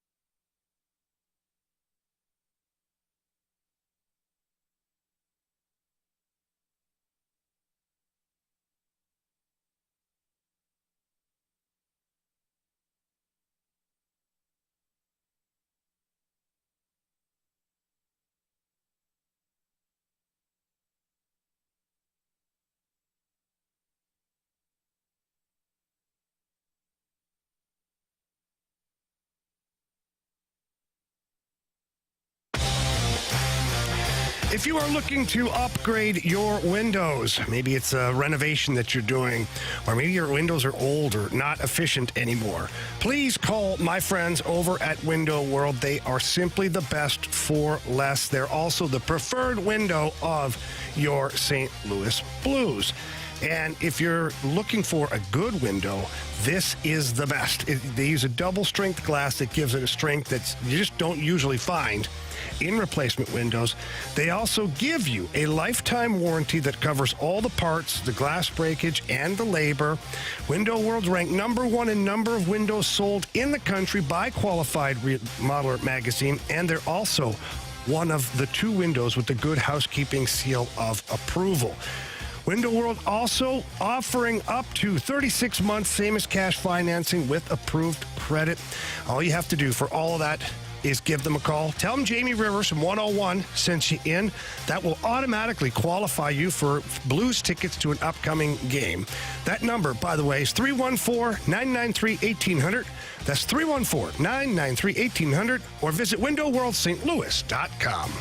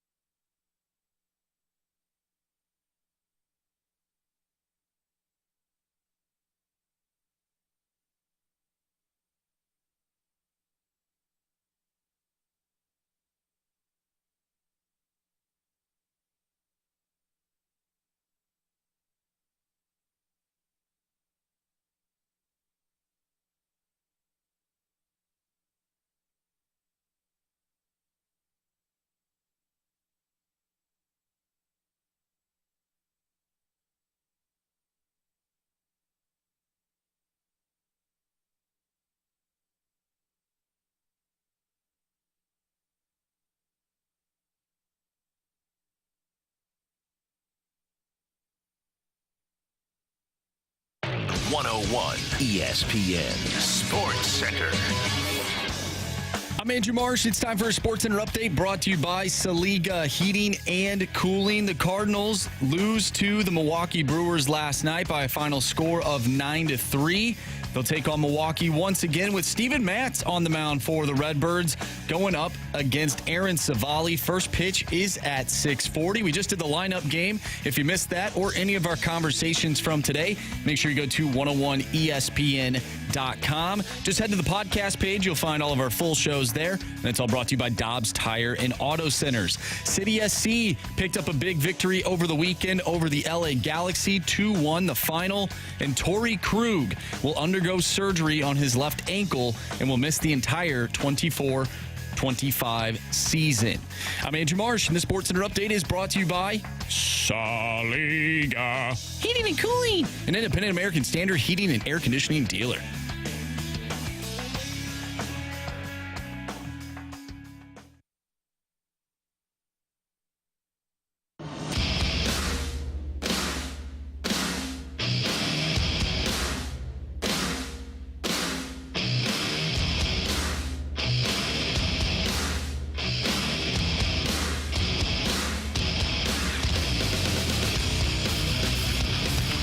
Which NFL teams have the most red flags heading into Week 1? Week 1 starts this Thursday night as the Ravens take on the Chiefs. Pre-game starting right here on 101 ESPN at 6:30. I have one team in mind when it comes to the red flags, the most red flags. Any guesses? I mean, there's one clear I think example. You have the exact same team as me. Okay. I also think I know what team it is. Yeah. Okay, you said the 49ers. I said 49ers. It's not them. It's not the 49ers. So, Jamie, Marshy on 3. Okay. Yep. 3, 2, 1. Cincinnati. That was the other Jets. Okay. All right. Yeah. There we go. For me, Why the Jets? Okay. Really? They got a player who's still sitting at home says he doesn't want to be a Jet. Don't worry about the Carey. guy rushing the quarterback. What about the quarterback? It's always the Jets. What about the quarterback? Yeah, he's a big You didn't question. have, so you had more questions Exactly. going into last year about the Jets than you do this year, or vice versa. More No, I have more this year. Way more this year. Yeah. Jets will be fine. He's healthy. If he can make it past the first 5 snaps, they're golden. Okay. Fine. Carey. Is this the 60s? They're golden. Check it out. Yeah. What's in there? It's in that water again.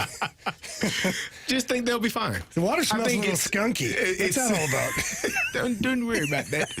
I think Cincinnati is a good one because of all of the issues they're having with Jamar Chase and whether or not they're going to sign, when he's going to be signed, because he's going to get signed. And then I think the 49ers are the other one because you had the Brandon Ayuk saga. Done. It's done, but you dealt with it for Trent Williams. Just got on a plane last night. He's supposed to be signed, but those You just had a guy get shot. You had a guy get shot, unfortunately. That's You got tough. a lot of Ricky things Pearsall. going on in San Francisco. And then I just, there's they've made it to the Super Bowl. Christian McCaffrey has been pretty healthy in these last couple of years. It's not been his MO, though. So, I'm not hoping that he gets hurt, but chances are, as a running back, you kind of get dinged up a little bit. I think the 49ers are one, and I think the Cincinnati you think they're Bengals the are most the other. red flags? The 49ers. No. Because of all of the offseason issues, they will not. Brandon Ayuk will not be ready to go full tilt. Why not? In game 1? Nor Why will not? Trenton Williams, because it takes time. Jamie, I believe that. You can be a Same professional. offense. Yeah, whatever. He knows the playbook. Yeah, but is your body Put the pads acclimated? on the guy. No, hell no. Was he sitting at home on his couch? Yes. It's Brandon Ayuk, not Brandon Crawford. Okay? Jamie. Again? Come on. It's won 2 World Series. It is the same city, actually. So, Man. San Francisco. It was just for reference, guys. Nah, That's- Well, no, in San Francisco, he was in It was shape. great. Yeah. I didn't do that one. That's That stray was from you. Said that. It's the Jets, obviously. The Jets are the team. Go ahead. Come Tell on. me. Okay, I want to hear your point. I want to hear. Hassan Reddick, Aaron Rodgers battling with Robert Saleh, not knowing. Garrett Wilson. You're run by Robert Saleh. One team has Robert Saleh. The other one has Kyle Shanahan. Like, Come on. I know Saleh was in San Francisco for a second. Those days are over. Like, the Jets are always a mess. They're run by an owner that is one of the worst in the NFL. Their GM, Joe Douglas, I don't know what the hell he's doing. Robert Saleh clearly did. I feel like he's not even in control of his own team. Aaron Rodgers, we'll see if he even cares. And if his Achilles holds up for more than 4 snaps. I mean, this is a mess. Always. The Jets have a better defense. I'll give you that. They are outstanding on the defensive side. Last year, they were outstanding able to win on defense the last 2 years. And they were able to win games despite not having a quarterback. Like, to me, the Jets are not the answer to this riddle. Like, they are in position. Now, listen, I don't want to say that they're going to win their division because say it. You're all in. Listen. J-E-T-S. Jets. The reason why I think they're going to win the division is because you got the Patriots, who they're out of there. And then you got the Miami Dolphins. Yeah, they're good. September, October. Yeah. When does the weather change? November. Mm-hmm. It gets cold. Things go kind of bad for them.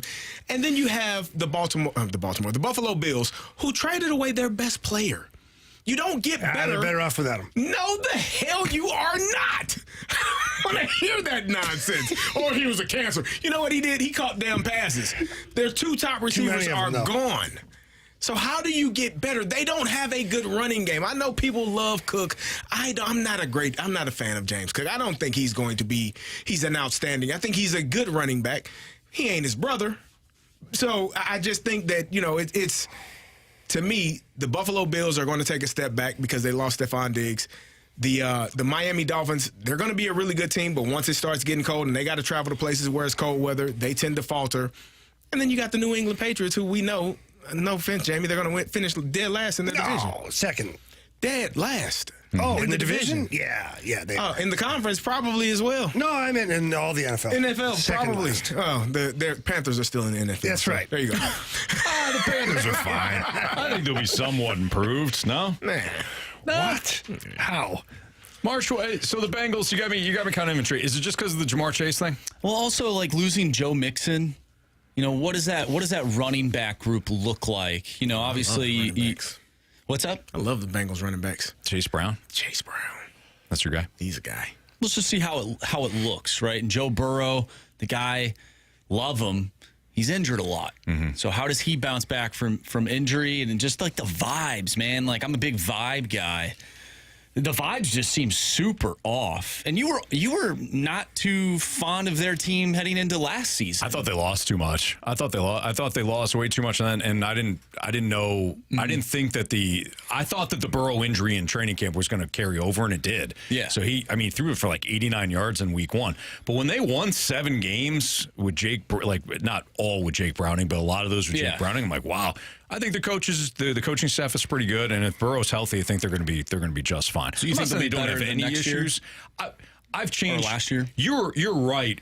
I questioned them the last couple of years. I'm like, nah, this is going to pop. This is going to pop. This is going to pop. I think they're one of those teams now where I'm like, you're pretty well coached. If Burrow's healthy, I think they can overcome a lot of that stuff, and they'll be just fine. Last year really impressed me, the fact that they were able to do that without Burrow. So it doesn't impress you what the Jets were able to do without their starting quarterback? What did they do? They did better than they should have. Who's the Jets backup? Mike White. We're giving out the quarterback last year. They had like Zach 3 guys. Wilson. Zach Wilson. And wasn't Mike White 2 years ago? Smitty was in Miami. Smitty was that'd be fine. 2 years ago. That'd be fine. Oh boy. He wasn't here for that. No, he wasn't. Jamie. Jamie called him Mike Smith. Yeah. Or was it Mike Smith? Yeah, it was Mike Smith, the old Edmonton Oilers goaltender and head coach of the Falcons. The Jets went 7-10 last year. Yeah. Without a quarterback. You're right. Like, this is a good call. Yeah, they were terrible. Mm-hmm. Without the quarterback, and they still were able to win 7 games. Yeah. I don't know. Dysfunctional ass offseason. Mm-hmm. Aaron Rodgers. I'm not on board. There's still a super polarizing franchise, and Aaron Rodgers heightens that because he's Aaron Rodgers. 100%. All right, it's a fast lane on 101 ESPN. Is there a true Cinderella team in the current wild card right now in the National League? Because you look at some of the wild card teams right now in the National League, you're like, oh. Oh, you're pretty dangerous. That's next on 101 ESPN.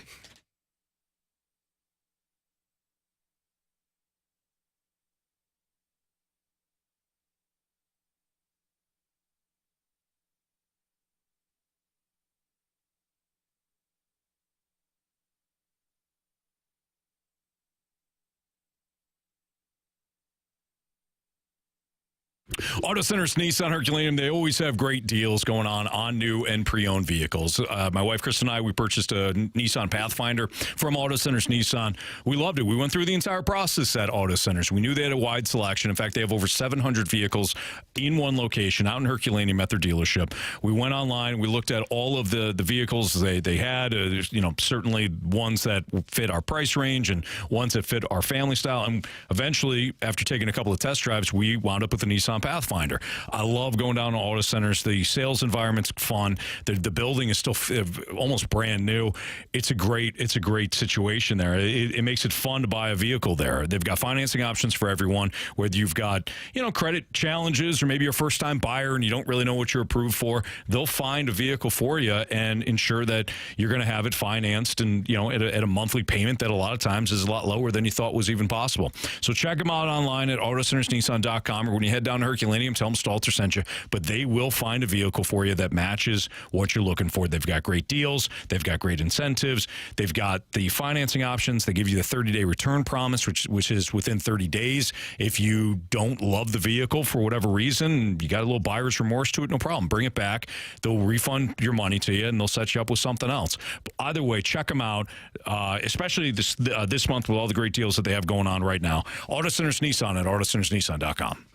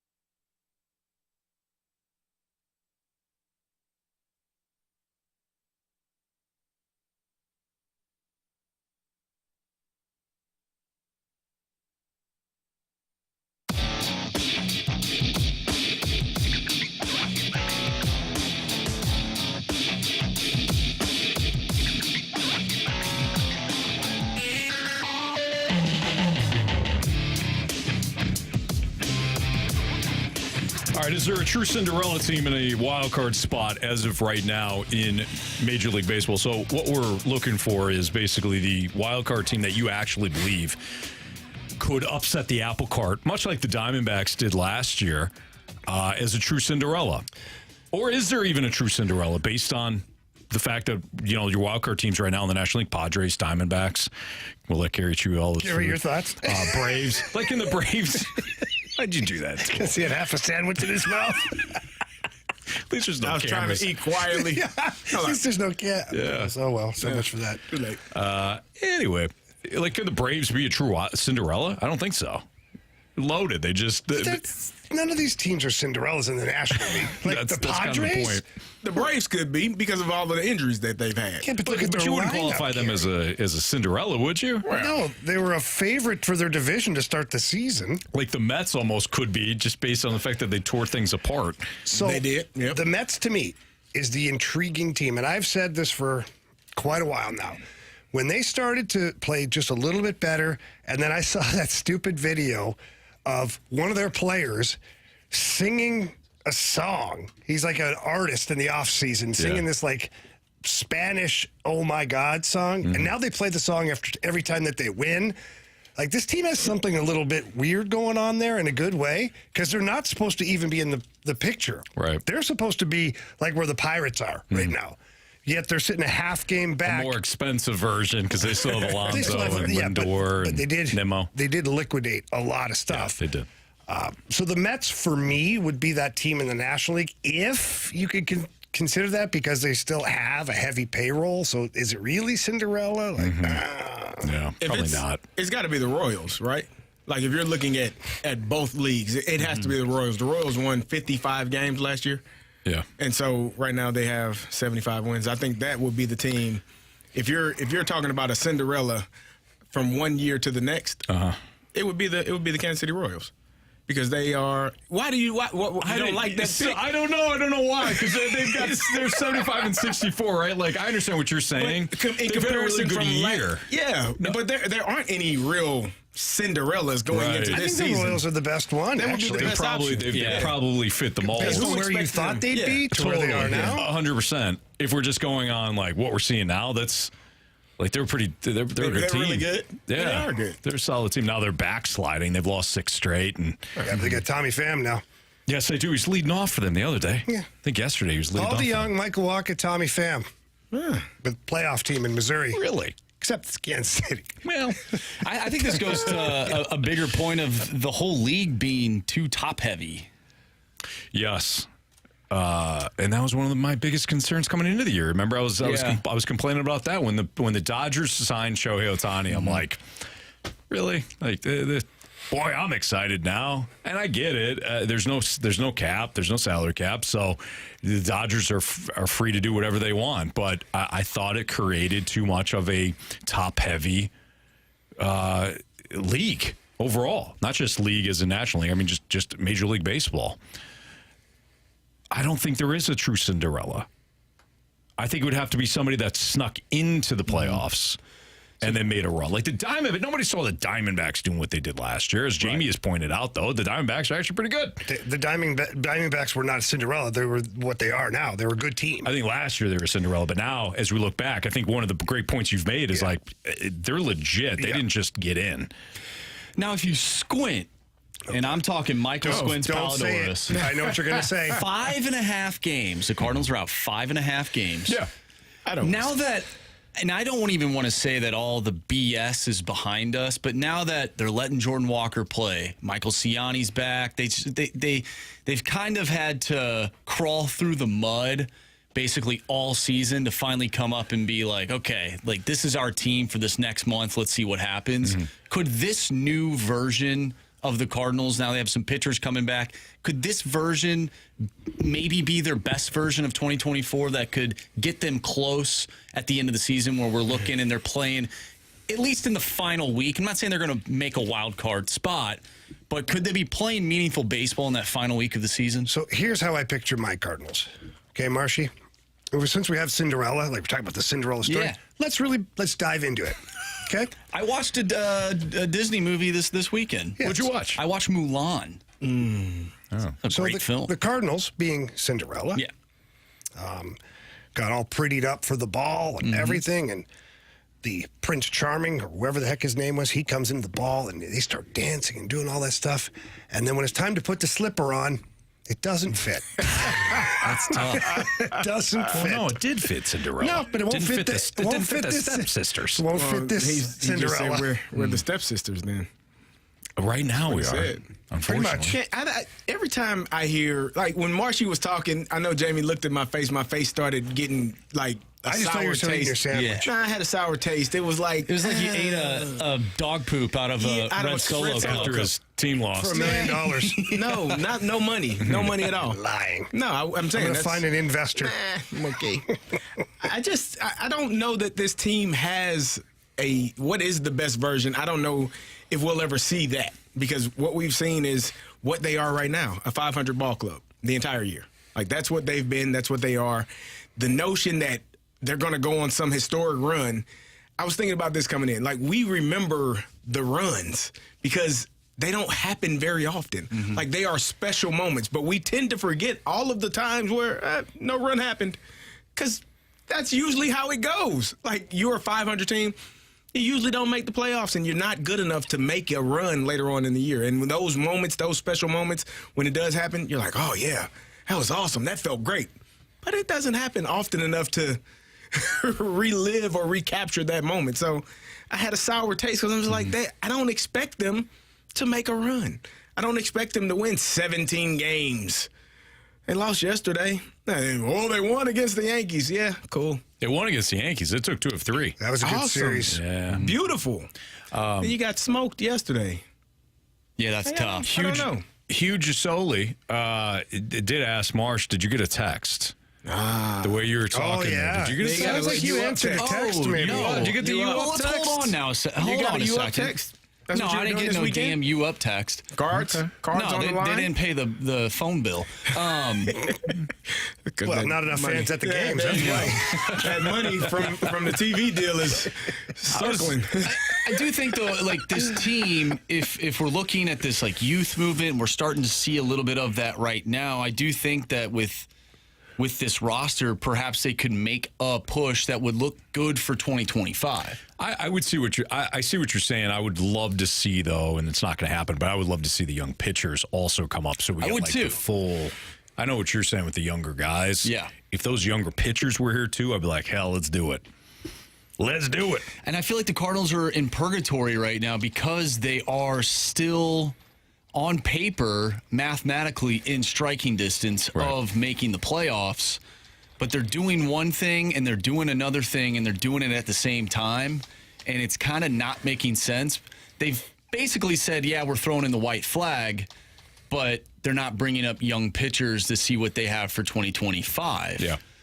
Because the way they're operating from a pitching standpoint, it seems like they still might have a shot to make the playoffs. Can I interest you all in Lance Lynn, Kyle Gibson, Steven Matz, Paul Goldschmidt? They'll all be on the roster in 2016? No. It's 2025. Carey. Listen, it's 2025. They'll all be here in your Cardinals uniform. No chance. We need a I'll new take that Gauntlet bet. contestant if you want to participate in pony the that one up? Gauntlet. 314-399. All 4? 3 out of the 4, yes. No. I can't do all 4. This is when you start. This is funny. Carey throws something out there and then he starts to bargain. Because Jamie, the thing I know about Jamie, he's a very good businessman. If he feels like something is too good to be true, he tends to pounce on it, which makes me rethink what I said. Yeah. So 4 out of 4, probably not. Oh, all right. Wish I did that. I thought we could do business there. What was it, like 3 years ago? I said something about somebody with the innings. Steven Matz will have more innings, and then then Miles Michaelis. And then Miles Michaelis, and BT goes, "I'll take that bet." It was like instant. I go, "Oh no!" It's like it wasn't even close. All right, we need a new Gauntlet contestant. If you do want to play the Gauntlet, 314-399-9646. That's the Air Comfort Service text line. We've got the Gauntlet next in the Fast Lane.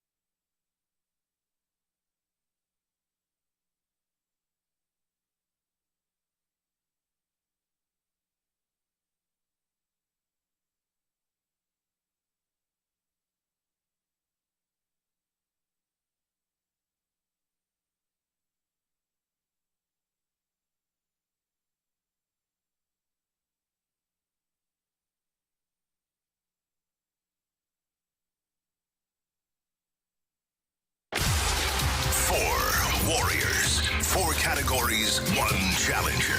Can you survive the Gauntlet?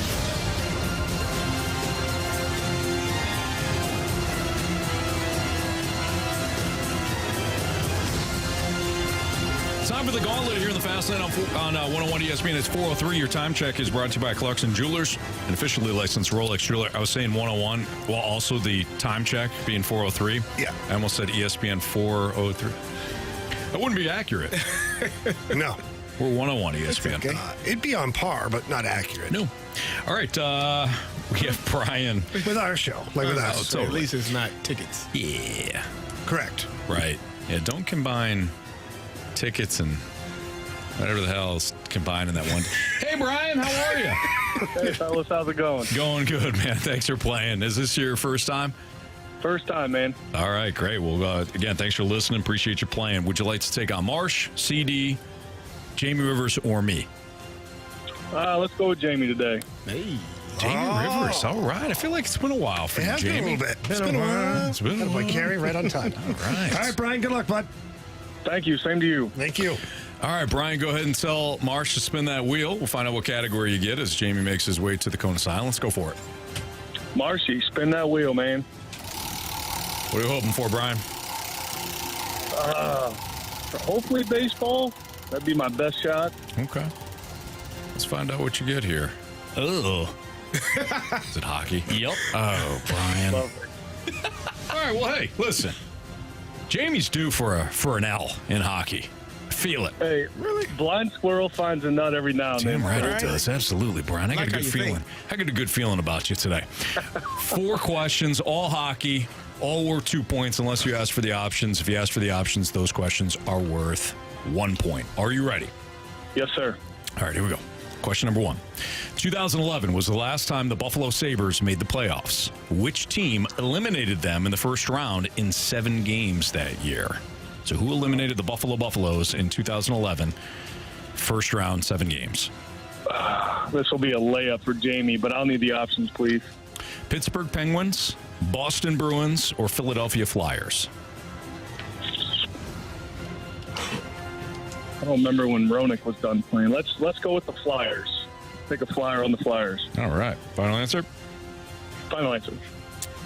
The Sabres' leading scorer that season was Thomas Vanek. Which team did Vanek finish his career with? I'll need the options, please. Is it the Detroit Red Wings, the Vancouver Canucks, or the Columbus Blue Jackets? I'm going to go with the Red Wings. Final answer? Final answer.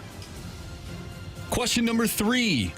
Vanek's last NHL season was the 2018-2019 season. Which team won the President's Trophy? So in 2018-2019, which team won the President's Trophy?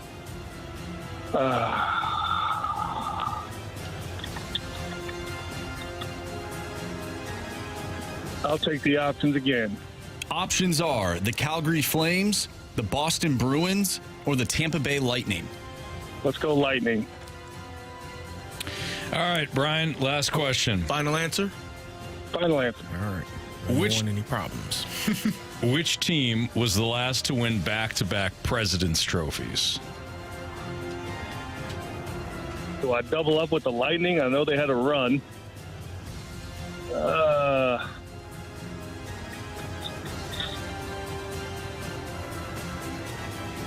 I'm just gonna take a stab and say the Lightning. Final answer? Final answer. All right, let's bring back Jamie from the Cone of Silence here. How you feeling, Brian? As Mo likes to say, not great. Let's see here. We'll see how Jamie does. He's back from the Cone of Silence. He's plugging in his earbuds. All right, how we do? Jamie, how's the Cone of Silence? Really dead. Nobody in there. No? Nope. Nobody hang out with, nobody talk to, nothing. All by yourself? It is. I was all by myself. All right, Jamie. Yep. Your category today is hockey. Seriously? Yep. Hockey. All right. A little bit of relief? Maybe. All right, we'll see. All right, there we go. Question number 1. 2011 was the last time the old Buffalo Buffaloes, the Sabres, made the playoffs? Which team eliminated them in the first round in 7 games that year? 2011. That would have been, I believe, the Philadelphia Flyers. Yeah, I'll go with the Flyers. Final answer. Yeesh. Question number 2. Not good with years. Question number 2. Yeah. The Sabres' leading goal scorer that season was Thomas Vanek. Which team did Vanek finish his career with?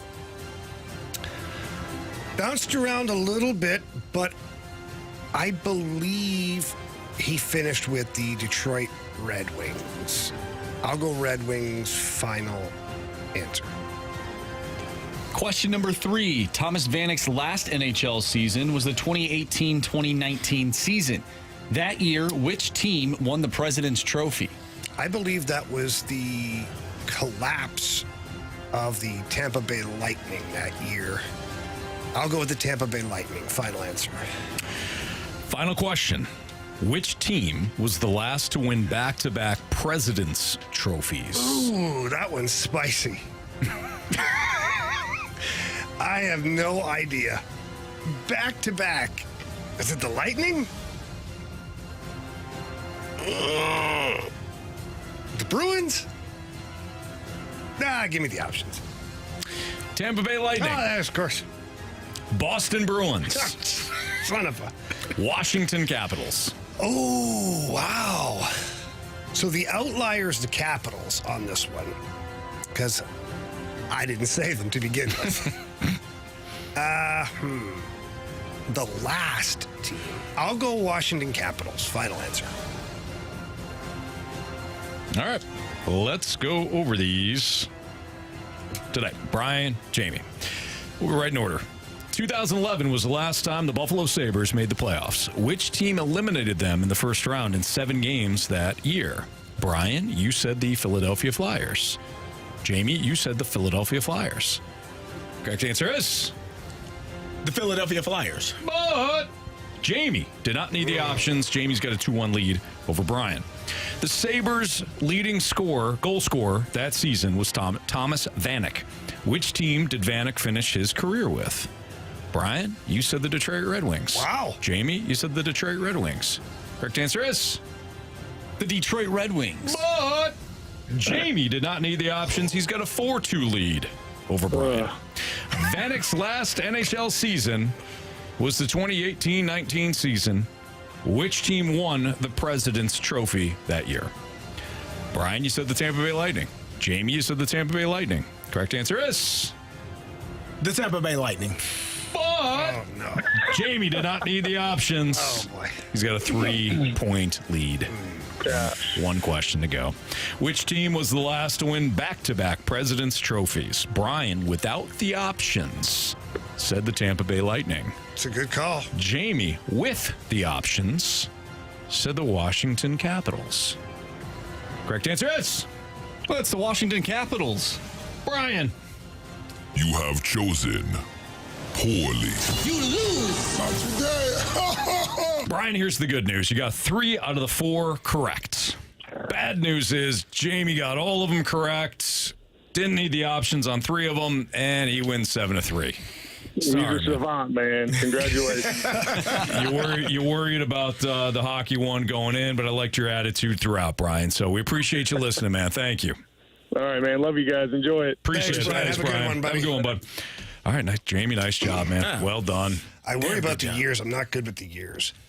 Like when I get the 2018, 2019, like Carey. Well, with his Super this was Bowl. impressive. Playoffs. Nice job. Wow. Playoffs? Playoffs. All right, speaking of Carey, each week the Fast Lane and the Rizzuto Show battling in the Pick'em Challenge, but sometimes they get together just to hang out and watch some football in person. You can join Scott Rizzuto Riz himself from the Rizzuto Show, and Carey Davis this Thursday from 6:30 to 8:30 at Hot Shots in St. Charles. You can go watch the NFL kickoff, which is the Chiefs and Ravens, Thursday night. Get signed up for some 101 ESPN and point giveaways and enjoy a cold Bud Light. That's this Thursday, 6:30 to 8:30 with Carey Davis and Riz at Hot Shots in St. Charles. It's all brought to you by Bud Light. It's a Fastlane on 101 ESPN. Has week one changed our perspective at all when it comes to Mizzou's schedule? We all said, this schedule is easy for Mizzou. Then we watched the week one games. We're like, kind of easy. We'll get into it next on 101 ESPN.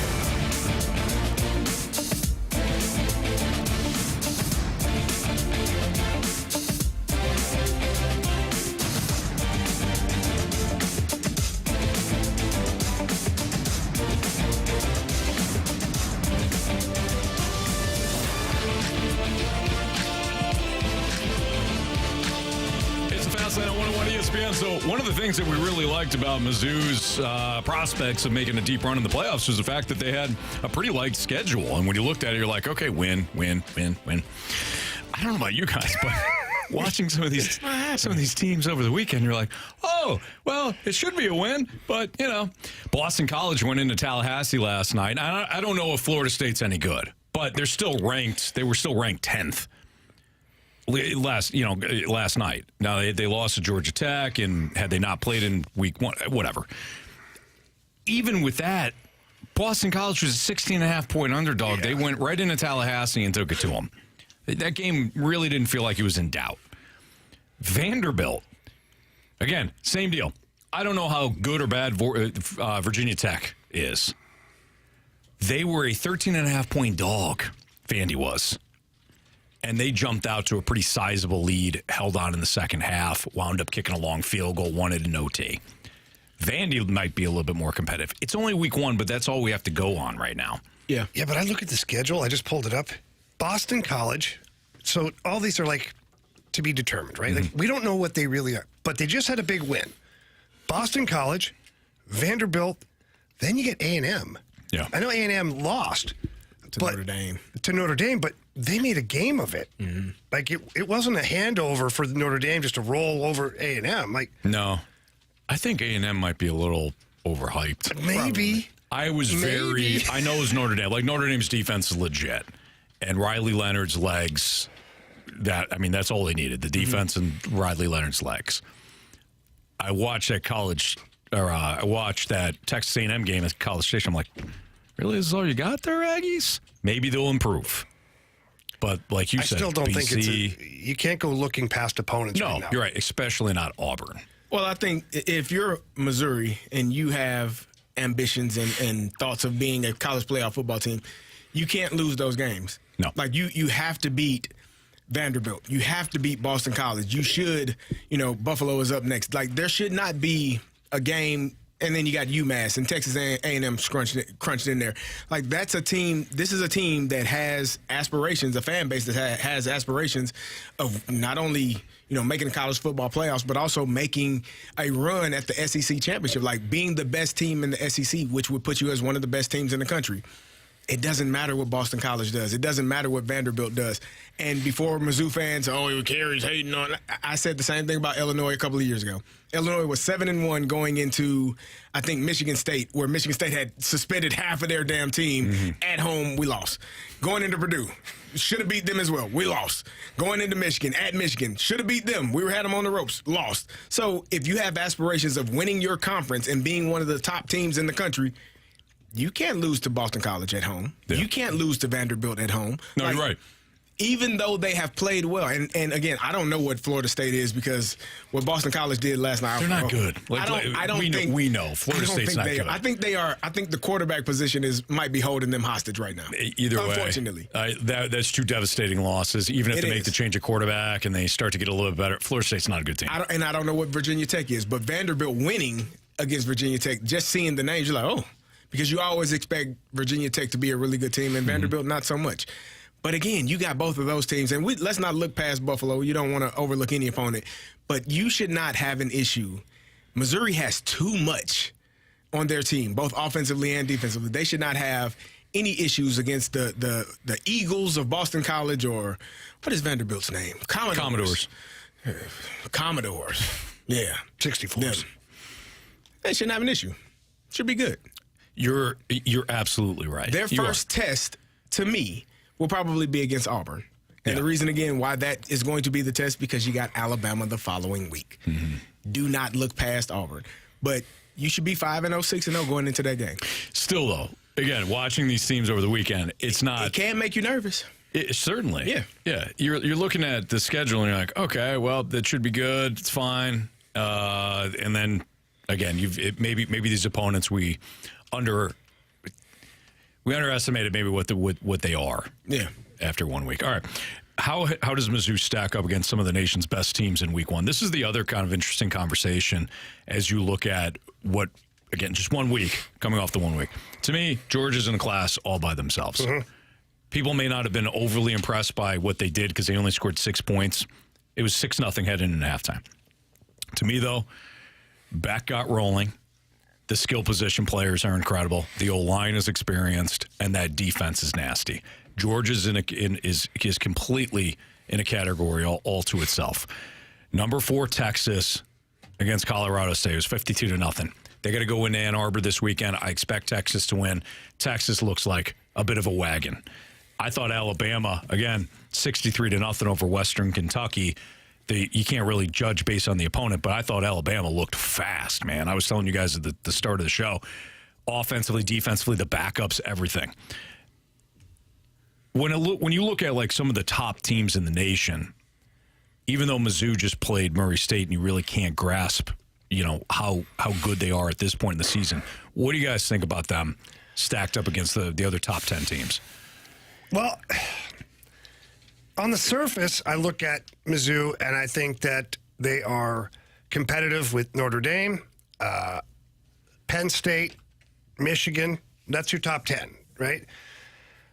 I don't know if they're in the category yet of the Georgia, Ohio State, Texas, Alabama, even Ole Miss. They put a beating on.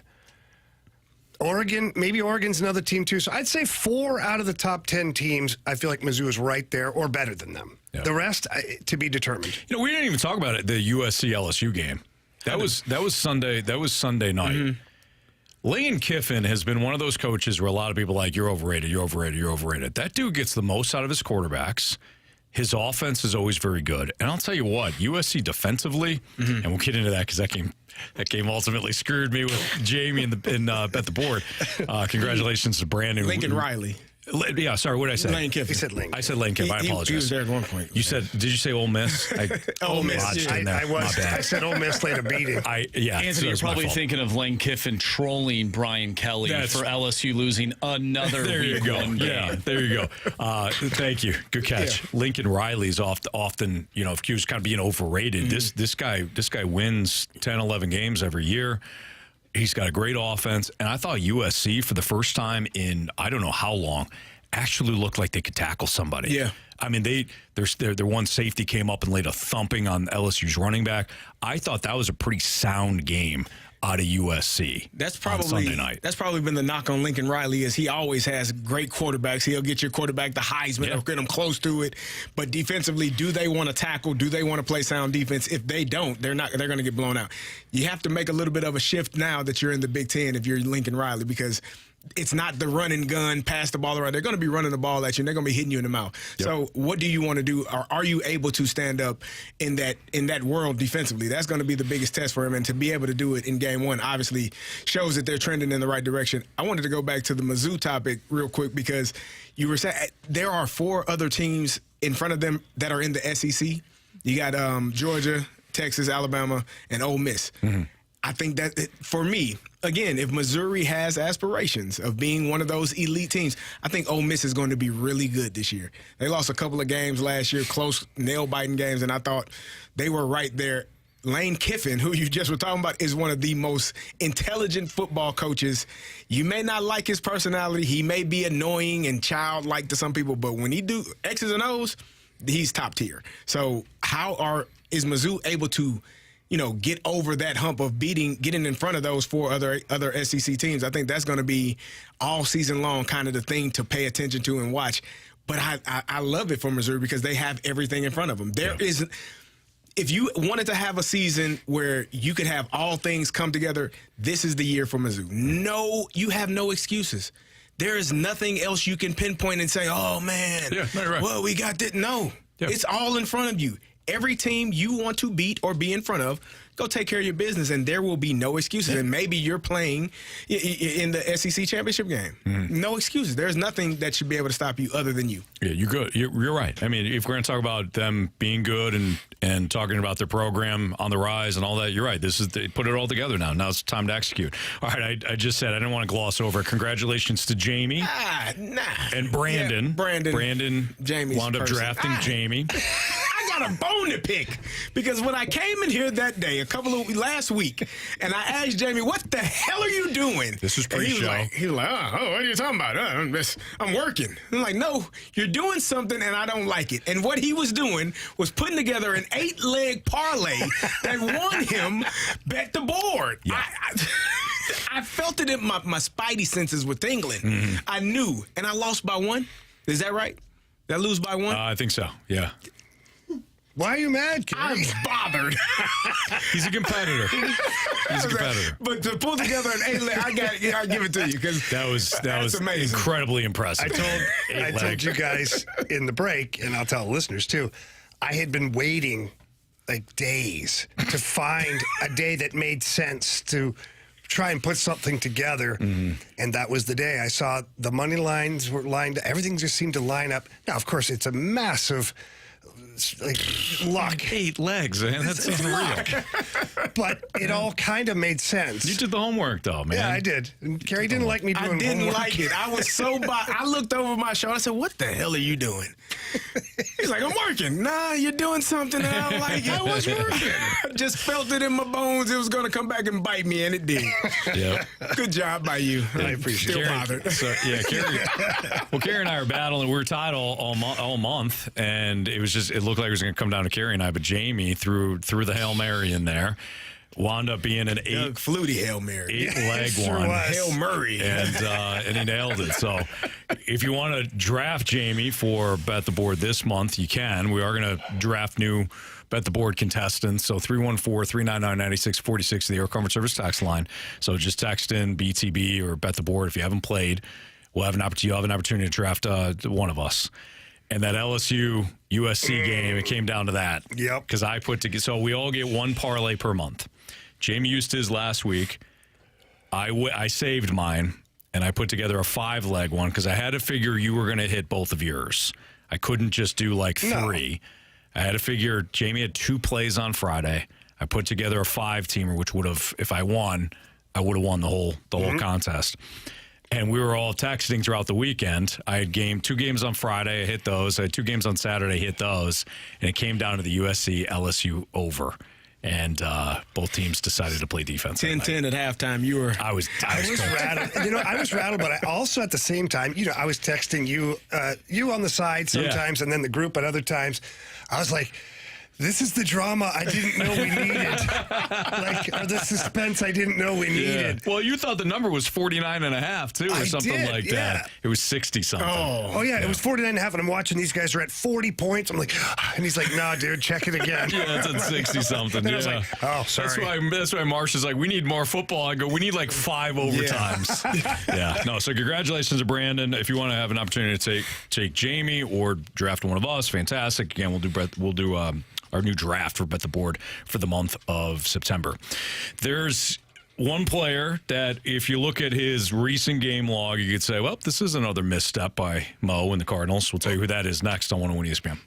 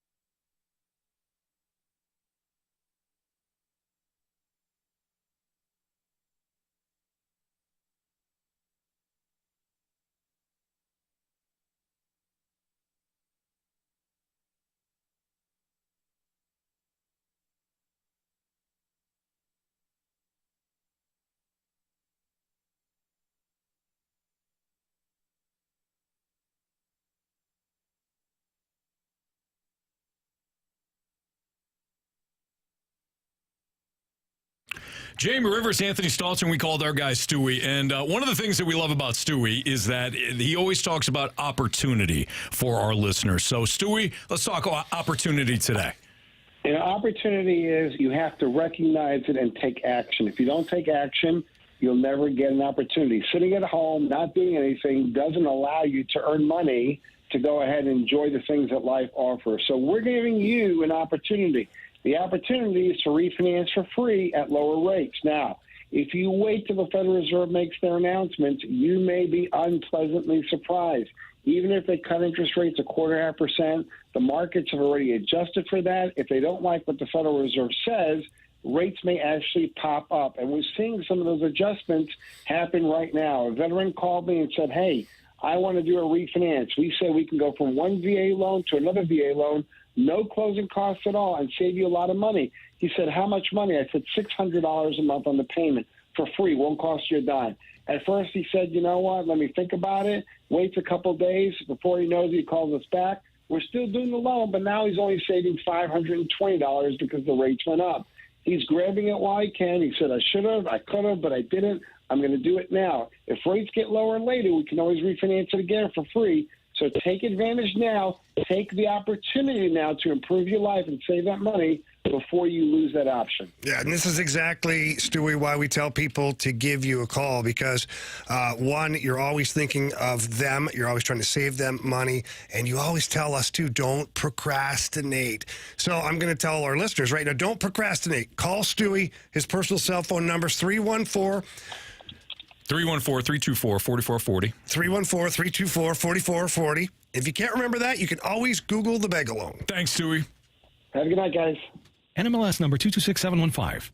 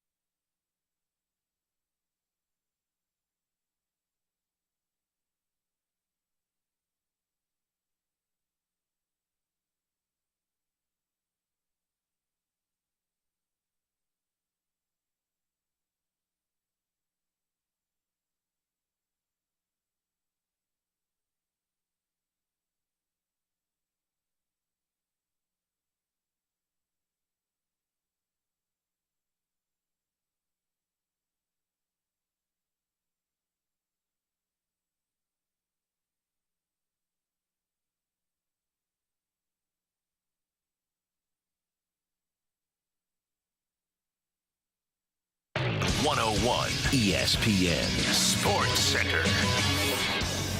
I'm Andrew Marsh. It's time for a Sports Center update driven by Johnny Londoff Chevrolet and Johnny Londoff Autoplex. The Cardinals look to get back in the win column tonight after losing 9-3 yesterday against the Milwaukee Brewers. Steven Matz on the mound tonight for the Redbirds going up against Aaron Savali. First pitch is at 6:40. City SC with a huge victory over the weekend against LA Galaxy, a 2-1 final.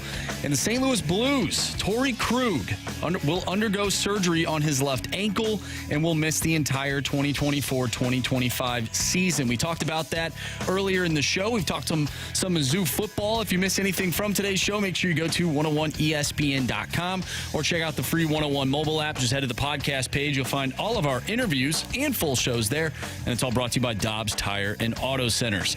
This SportsCenter update is driven by Johnny Londoff Chevrolet and Johnny Londoff Autoplex. See them at londoff.com. Chevy, together we drive. Are you kidding me?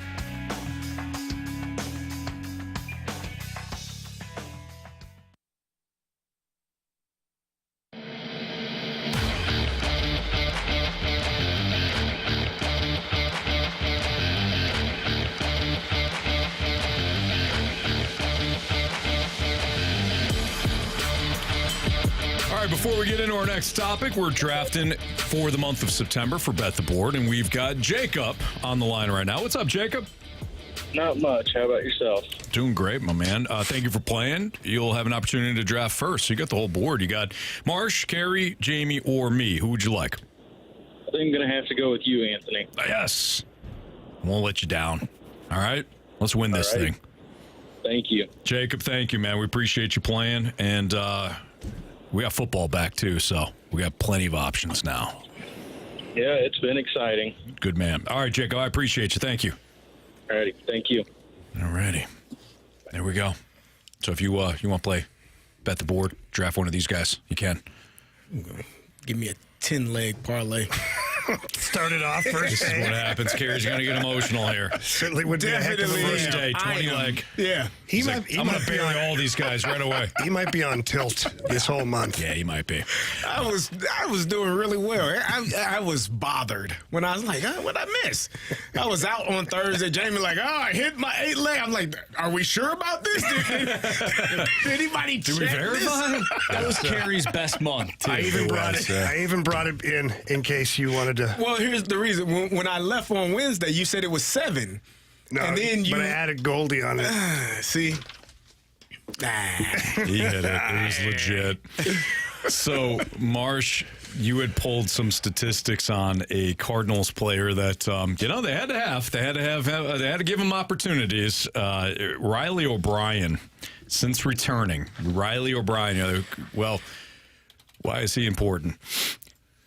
You let go of Sean Armstrong, who you traded Dylan Carlson for at the deadline, and you DFA'd Armstrong so you would give O'Brien some opportunities. O'Brien, since returning, 4 games, 3 innings of work, 7 hits, 7 earned runs, 4 Ks, 3 walks. Maybe he just needs more time, guys. Are we sure he's not still injured? No, we're not sure. Yeah. They brought him back. Guys, I had to check. Is this a massive deal? Like, is this a huge deal? No, but it goes kind of in sequence with some of the missteps along the way here, where you open up an opportunity, you get rid of a guy, Armstrong, who was fine. He pitched actually pretty well. He was fine since acquiring him from Tampa. You gave up Dylan Carlson for him, so you want some return on him. But no, okay, you free up a spot for Riley O'Brien, who has done an outstanding job thus far at providing opponents, how you would say, batting practice. You're not a fan? Of batting practice before the game? Sure. During the game, when it's a Cardinals pitcher? No. Listen, I don't know what the expectation was. I think the Cardinals are at a point now where they're trying to figure out who's who and what's what. That's my hope, right? My hope is not that you've punted on the season, not that you've waved the white flag and are saying that this season is over. Yeah. But at some point, you do have to try to win games now and also prepare for the future and figure out what you have. And so if you're getting an opportunity, maybe they was I keep wanting to call him Stretch Armstrong. Sean Armstrong. I want to call him Stretch so bad. You're welcome. Jamie has put that in my head. Well, Sean Armstrong, he wasn't under contract for next year, correct? No, free agent. So you know he's not coming back, more than likely. Get somebody, trying to figure out what the future holds for the guys that are on the roster right now and potentially in the future. So they honestly, this Dylan Carlson trade, that's not going to sit well with you ever. It was just flat out, they wanted to give him an opportunity to play elsewhere. Yeah. Because they had 3 years of control left on him. It wasn't a salary dump. They just flat out were like, hey, listen, we're going to do you a solid here. The outfield was full, Anthony. They didn't have anywhere. They didn't have anything else. And here's the other thing. Honestly, if we're being honest about this, what else could they have gotten for Dylan Carlson? Like, were there other suitors? Yeah. Could you have sent him to the minors and let him figure it out and then tried to trade him? Probably would have gotten the same thing that you got now. Mm-hmm. So at the end of the day, they needed to make a move. We're not. Have we talked about the Tommy Pham? Him no longer being on the roster? Because that's another trade that you made, and granted, you didn't give up much. No. But that's 2 trades at the trade deadline, and 2 of the players aren't here anymore, which is kind of weird. Yeah. Thought the goal was to trade for players that are going to help you win games. The Tommy Pham thing, to me, is, we'll say, interesting, because when you traded for him, you were specifically looking for that right-handed bat in your lineup. And then, then you used him at first, then sparingly used him, then platooned him, then you moved him out and brought back Jordan Walker, but at the same time you sent Jordan Walker down because you brought Tommy Pham in. Like, it all seems now like it was all completely unnecessary. Should have just left Jordan Walker as the right-handed bat at that point. Like, Tommy Pham had the grand slam. He had a couple of moments. Like, I like Tommy Pham because he is a competitive dude, but he didn't come in here and do anything that was, otherworldly. Mm-hmm. No. Do you think that this has been one of John Mozeliak's worst deadlines? I feel like he does a pretty decent job at the deadline. People could argue the offseason is a different story, but I feel like he does a pretty good job at the deadline, getting pieces that the Cardinals need. Seems like they definitely fell short this season. Perhaps they didn't get enough. Well, we got a comment about. I'll answer that. We got a comment about what are you guys talking about? Armstrong hasn't done anything for the Cubs. Dylan Carlson has struggled. It's not about what the guys have done over the last 7 to 15 days. It is about getting value out of the trade. That's what this is about. So Dylan Carlson could have spun around 9 times in the batter's box, fell down, threw up all over the diamond. You still wouldn't have gotten good return on investment in that. Mm-hmm. That's my point. If you're just going to look at the statistics over the last 15 days, I don't care. We're talking about making trades. At some point, we're going to get into the Brewers. Half their lineup is full of successful trades. Those are opportunities that you missed on. So it's not about Sean Armstrong. It's not about Dylan Carlson. It is about doing something that you get a return on investment for so that you can continue to improve your ball club or improve it, period. Now, Marsh, you had asked about the actual trade deadline.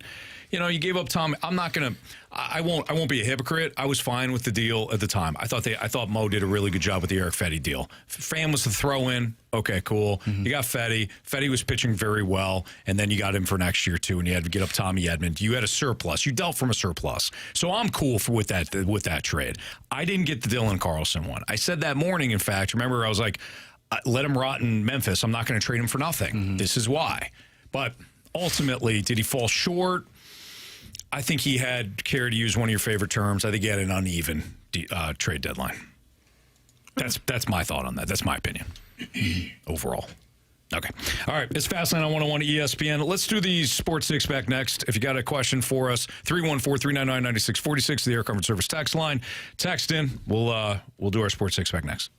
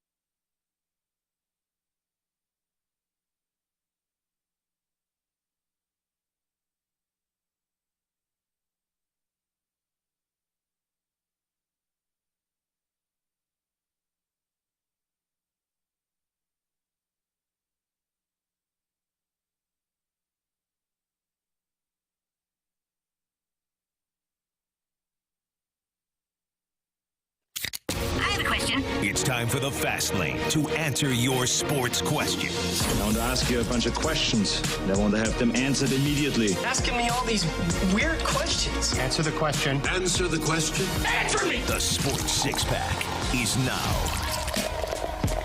It's Fast Lane on 101 ESPN with Andrew Marsh and Carey Davis and Jamie Rivers. I'm Anthony Stalter. And before we get into our Sports Six-Pack, let's go to Jake right now, who's the latest contestant for Bet the Board. What's up, Jake?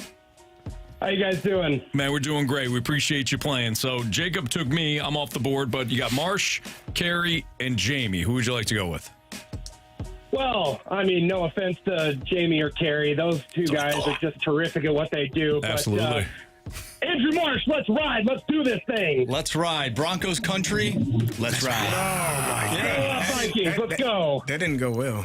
What are you talking about? With Russell and the Broncos. Wow. It's going to be a good month. Is Jake a Broncos fan? Is this? Jake, are you a Broncos fan? I thought he said Vikings. No, sir. Oh, you're a Vikings fan? No, sir. I just enjoy football.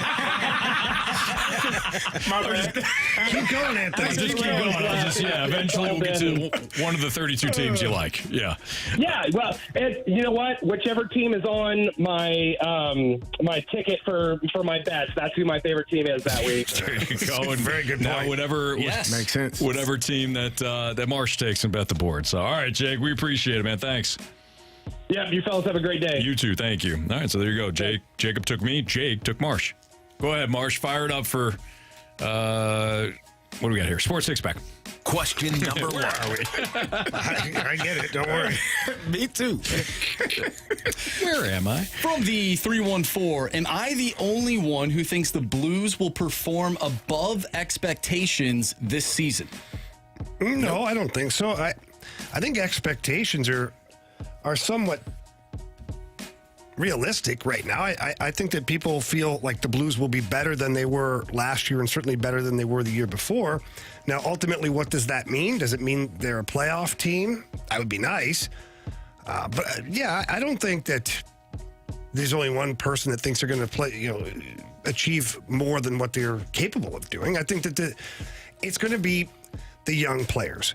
If the young players take the proper steps forward and you see more development and they can take on bigger roles within the organization, then yes, the team will exceed expectations. If the young players still need another year of seasoning and they're not quite there yet to push for more ice time, to push for bigger roles, then the Blues will be right in and around that playoff bubble mark there and could be in or could be out. I think the competition breeds success. I think that they're going to have so much competition in this training camp where guys are fighting for a roster spot, a job, trying to make sure that they're making the team.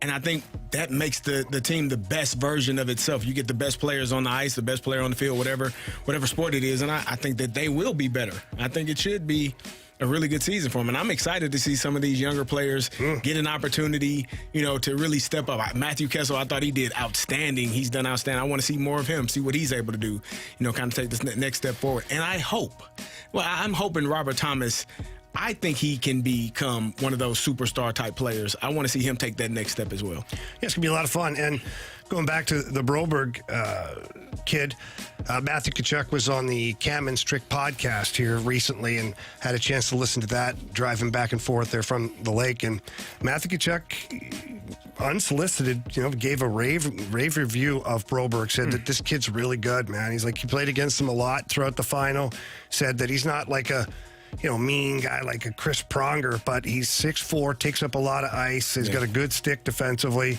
So when you have somebody who, plays for another team and that has an unbiased opinion of said young player, and it's a positive one, you got to like that. Question number 2. From the 314, with Jordan Walker now being up and down 3 times this season, if Walker makes the roster next year for opening day and gets sent down to, quote-unquote, find his swing again like this year, is he on the team for opening day 2026 or on the team in general in 2026? I would think so. I mean, I don't think he gets sent down next year. I wouldn't. Yeah, no, but he's playing it out like if he did.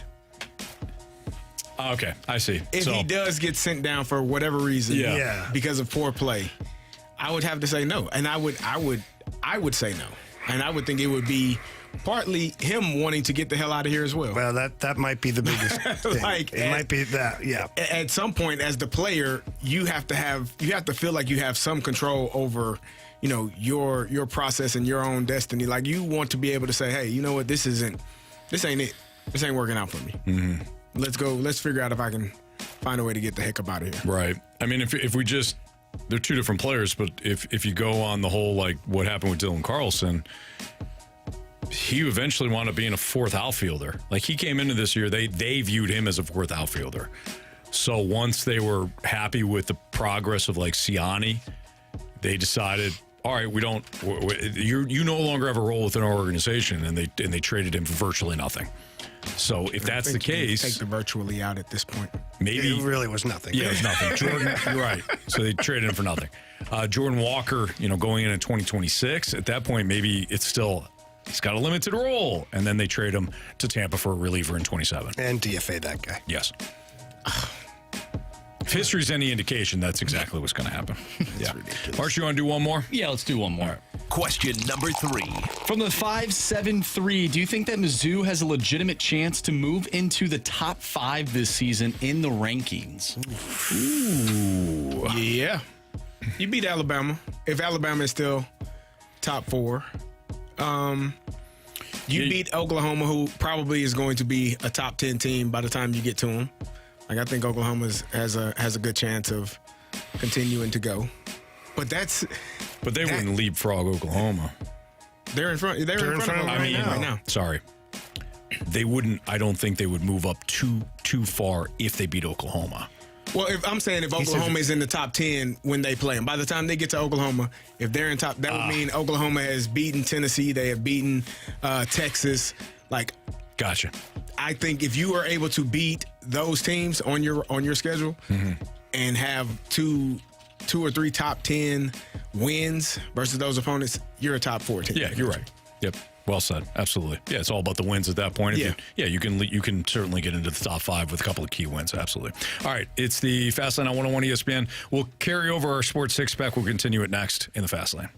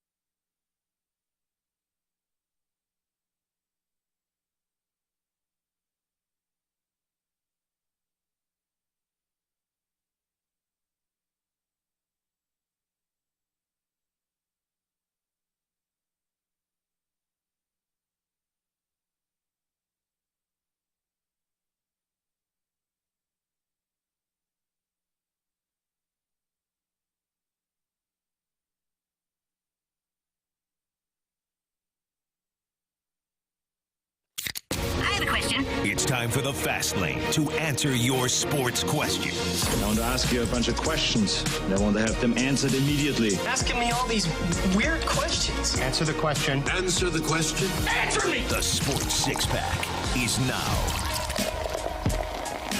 502, your time check is brought to you by Clarkson Jewelers, an officially licensed Rolex jeweler. We've got Jared on the line. Jared is the third pick for our Beat the Streak. For our Bet the Board month of September. What's up, Jared? What's going on, guys? Not much. All right, Jared, you have two options. You've got Jamie or Carey Davis. Who would you like? Give me Jamie. Let's go back to back. Let's go, baby. Mr. 8-leg parlay himself, Jamie Rivers. Ridiculous. There you Awesome, go. man. Well, good luck, buddy. Thank you, sir. Like Jared. All right, Jared. Thanks for playing.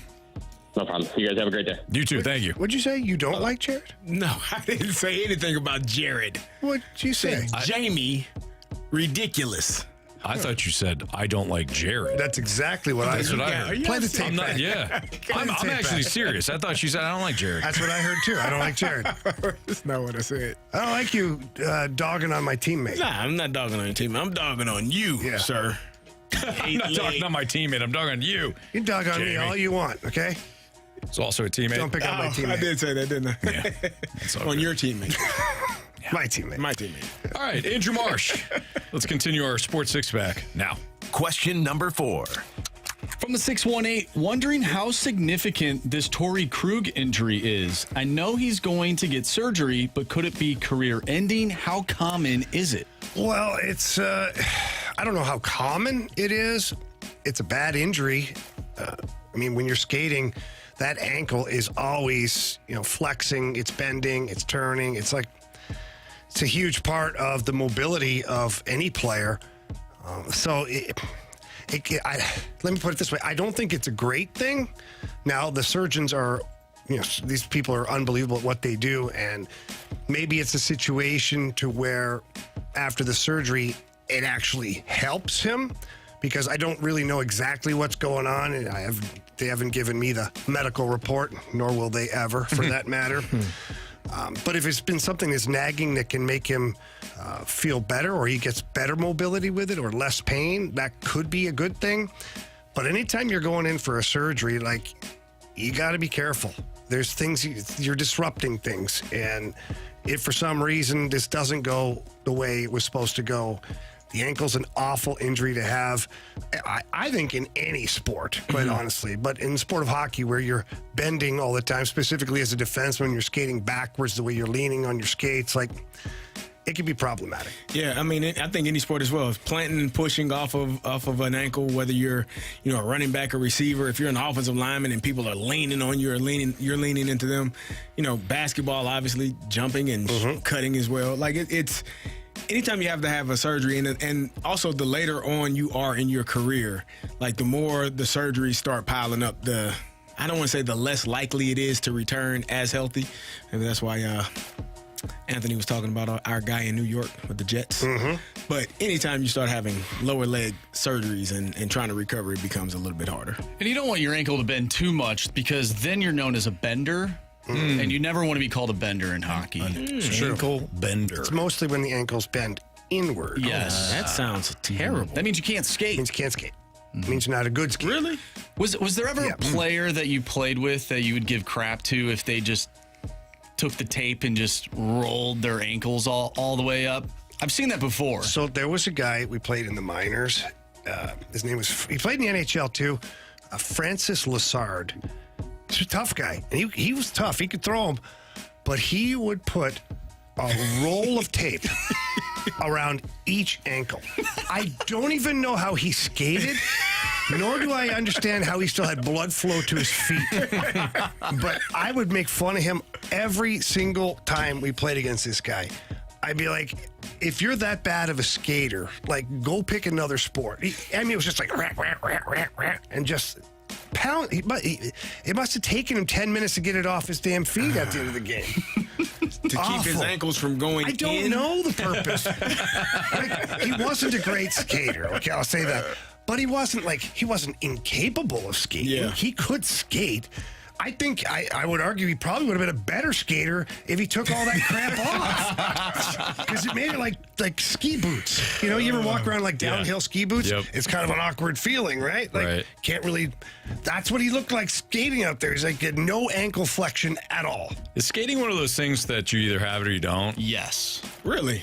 Like, I know you can improve a little bit. Like, speed, you can improve a little bit, but you're either fast or you're not. Yeah, I mean, yes, for kids that are starting out, like, you can see the kids, it's not they have it right away, but within the first year to year and a half of them playing, you can see their skating skills develop to where there's other kids that they just don't have the same ability. Mm-hmm. And so as you continue to develop the skills and whatnot, you obviously dive further into it. Like, edge work is a huge thing. You got some kids that can skate 100 miles an hour down the ice, but they can't turn left or right properly. Or they turn, but they can't cross over because they don't know how, or they don't have good edge work, and so they just kind of glide, but they lose a whole bunch of speed at that point. So edge work is a huge part of developing the skaters as well, but they have to be able to do the exercise to continue to improve the skill. Mm-hmm. But skating obviously is one of the biggest parts of the game. And you want to do it early too. If you have a child that you want to get into hockey, like getting them skating as early as possible is definitely beneficial, because they're around that time they're learning how to walk and whatnot. Like, you get them in skates right away, it's just like walking almost. So you step on the ice, if you haven't played in a while, it doesn't go away. Yeah, and I'll go one step further. If there's another psychopath hockey parent out there that's wanting to get their kids ready for hockey at a young age, buy skates for your kid. You can get great little skate guards that they put on there, and have them walk around the house with the skates on. And just like a year, as soon as they can start walking, put them on skates. Mm-hmm. Because the biggest fear that the kids have is like they get on these little blades and it's like they're wobbly, and that's where you have the ankles that bend in, like Marcy's talking about. You get a kid that's walking around at home, all the little muscles and all the stability stuff, they'll be walking around in their skates, and as soon as they hit the ice, they'll be well ahead of all the other kids. Makes sense. They'll have tree trunks for legs. Yeah. Yep. Carey, same thing with a helmet. Just put the helmet on the kid and... then they start running into walls. Yeah, that's right. Well, yeah, but then they're not afraid. See? That's something, though, that you don't have to start off when you're younger. You can definitely do that into your 30s or 40s. Good point. Especially if you're swimming. Or underneath the counter. Mm-hmm. Question number 5. Who are you? From the 636, what is the one sport you would least like to broadcast? Soccer. Anthony. What? We're asked a question. I answer it honestly. Everybody takes offense to it. It's just, it was so fast. I knew the answer quickly. Yeah. Whatever this sport is we watch every day. Because I wouldn't know what the hell's going on. Garage ball or whatever it's called. Yeah, it's like cricket in a warehouse or something. The warehouse games. Warehouse games, yeah. I wouldn't know anything. You wouldn't want me broadcasting soccer. Just like you don't want me talking soccer on these airwaves. Nah, I know our listeners. I appreciate you. I'm trying to think of the sport. I care about you, listeners. Care about you. I don't know. I think baseball sounds kind of fun. I listen to Chip Carey and BT, and they get to talk and tell jokes. There's more. So what I realized, my first time doing color since high school football, it's not a lot of time. No, you got to get in and get out the way. It's quickly explain and get the hell out the way so he can get back to doing the play-by-play. It's a little difficult. For me, it would probably be hockey, because as knowing what I know, I wouldn't be able to explain it quickly enough and get the hell out of the way. JK would be like, all right, CD, wrap it up. It is challenging. I will say that. You get used to it, but my very first couple of times, you're processing this as fast as you can in your head. Correct. Like what you just saw, I've got to break it down in my head and then talk about it. But I got to talk about it in 3.5 seconds. Yes. And explain it so that somebody who's watching goes, oh, yeah, I get it. I get that. Not that like, makes what sense. the hell did he just say? And you got to get out of the way, because if the play is continuing to evolve, there could be a goal that's coming. And if your play-by-play guy doesn't get to call the goal, that's the unwritten rule of that's really frowned upon. You should be out of the way. You shouldn't be calling the goal for the guy who's supposed to. I definitely think out of the 4 major sports, hockey is probably the hardest to, especially do play-by-play. Play-by-play, not only are you calling the fast-paced game, but it's not like basketball where you know all 5 players on each team that's on the court at that given time. Like, you have to pay attention to line changes, all these different things that are happening. It's such a fast pace, too. It's pretty difficult. It's the but it's fun. Fastest sport on ice. Speed skating's pretty fast. Not a sport. That's a activity. Whoa. Okay, I forgot speed skating. All right, I had to say something. You don't think Apollo Antonono? Is that his name?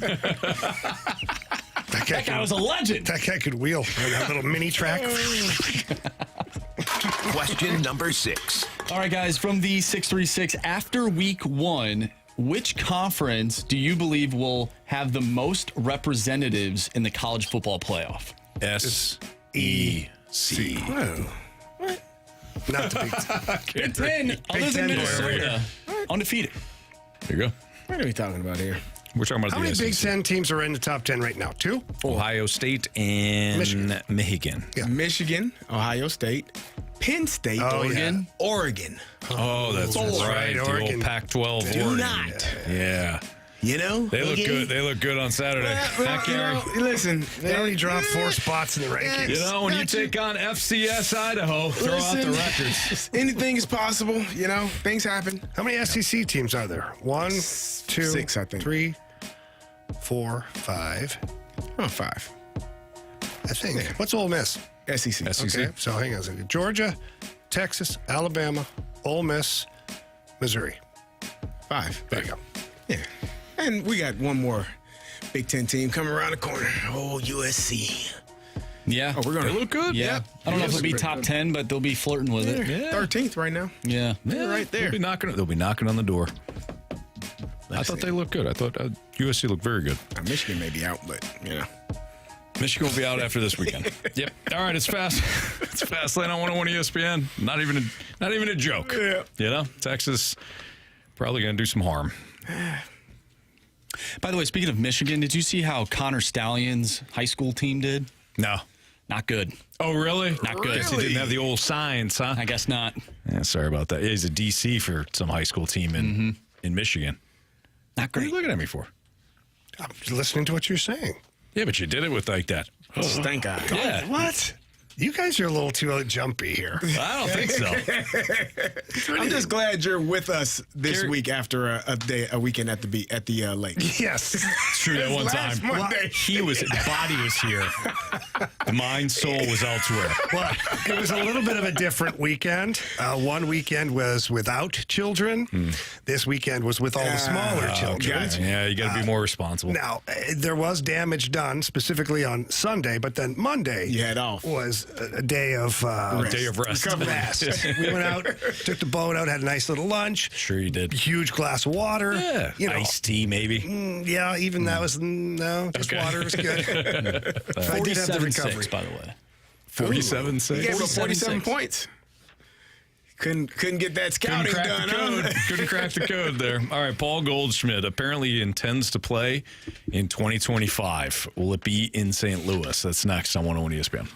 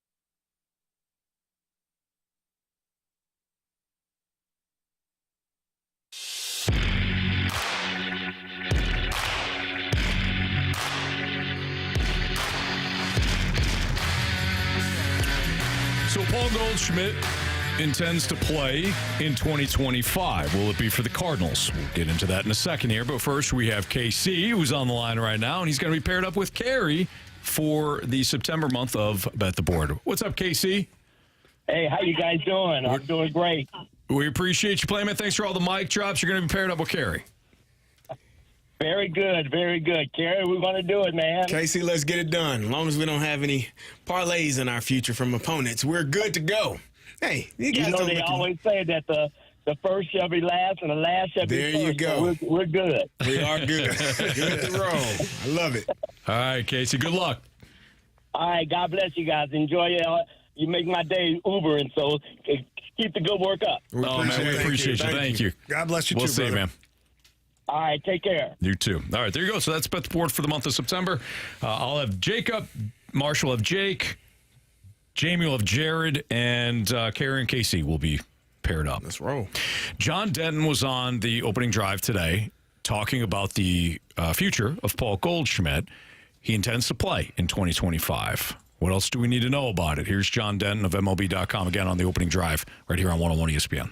Yeah, I had a long conversation with Goldie, and, I asked him point blank. I was like, do you want to play next year? And he said, yes, he does. Definitely wants to play next year. He hasn't thought about retirement. I asked him, I said, do you want to play in St. Louis next year? Do you want to be a Cardinal? Do you want to finish out your career as a Cardinal? That he tap danced a little bit, didn't really want to answer. Doesn't know what the future is going to hold. He's going to be a free agent. He doesn't know if the Cardinals are going to offer him a deal, if they're going to offer him a 1-year deal, a 2-year deal.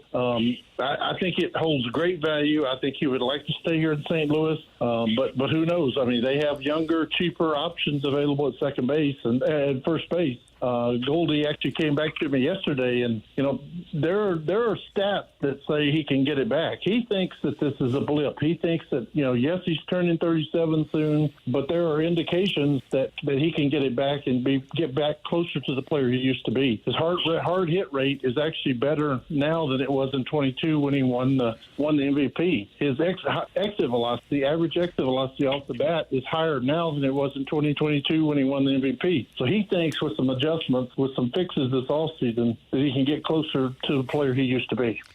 I thought it was a blip too when watched the video of me playing towards the end of my career, and it looked like I was dragging a Buick behind me. I thought that was a blip because I thought I get this back. Mm-hmm. Foot speed's still about the same. Yeah, still squatting. Yeah. I can handle this. I don't blame Goldie because no player ever wants to just tap out. No. Especially if a player's not having the season that they wanted to have as a potential Hall of Fame player that Goldie is. You don't want it to end that way, and you don't believe that what's happening is true. Mm-hmm. And so I poke fun at it a little bit, but I fully understand. But you knew. I knew, yeah. No, you know what it's like. Yeah, that's what I meant. You know what it's like. You didn't know in the middle of it though. No. You still felt like, ooh, speed. I was like, I feel great. What are you talking about? And then you're looking like, oh, maybe. And I was like, okay. Who the hell's that guy? I was like, Jamie, that's you. Yeah, that's you. Why is he wearing my number? That guy got blades on those skates? Is he gym shoes? And plus, too, if you're Goldie and you want to play in 2025, you're not going to sit there and, not campaign to another team. Of course. You're going to talk about how, there's these statistics. You look at these ones, they're not good, but these are the ones you want right here. I'd like to see what his bat speed is at because the exit velo is fine and the barrel rate is fine, but you can still be powerful as you get older. You just can't get the bat around as quick as you did before. So I'd have to go diving into that because, like you said, the players are always going to find the positive things to kind of bring up to either one, petition for another team to listen, or even for his own team, the Cardinals, to be like, you know what? He's not wrong. Mm-hmm. Paul Goldschmidt's has been a hell of a player throughout his entire career. He's been a really good Cardinal. He has. I imagine now he's not the most vocal leader as it seems, but I'm sure there's a lot of wisdom that he shares in the clubhouse and all that stuff. The Cardinals cannot bring him back. Not where they're at right now. It doesn't make any sense to. They've got guys that can play first, not defensively as well as he has. Okay, let's just get that out of the way. But Goldschmidt seemingly is done. I don't understand. When he mentioned a 1 or 2 year deal, what are you doing? 2 years? What? That would be crazy. So you got to move forward. No, you have to rip the scotch. You have to rip the Flex Seal right off the wall, man. It's over for the Cardinals. Let me ask you this. Go ahead. If Goldie came back to the Cardinals on a 1 year deal, not 2, a 1 year deal, but he was in the Albert Pujols role that Albert had his last go round here, because Goldie's got 20 home runs. Albert ended up with 21 at the end of that season. Of course, he hit the magical number 700 and, at plus. So that was fun. But Goldie's probably going to outperform what Albert did in his last year. Mm-hmm. He's probably going to end up with 23, 24 home runs when all is said and done. So if Goldie was willing to come back specifically against left-handed pitching, so again, very much like Albert Pujols when he came back for that last year, if he was able to come back in that role, would it interest you? Yeah. I worry about Ollie playing him when, like, the chips, need to be pushed into the middle. Because I just think that managers, typically young managers, are like, I'm gonna go with the veteran. I'm gonna go with the older guy. I know what he is. So that worries me a little bit, but specifically with that role, yeah, of course. The key thing is, though, Albert was playing for like a league minimum, whereas I don't know if Paul Goldschmidt will be looking for the league minimum. Right. And if he's not, then that's when you're like, okay, if you're going to have this role and we're going to be paying you, like $10+ million, it's just not worth it. Paul Goldschmidt, in my opinion, will be back on a 2-year deal with a team option in the second year, somewhere between $8 to $12 million a year. That's what I think.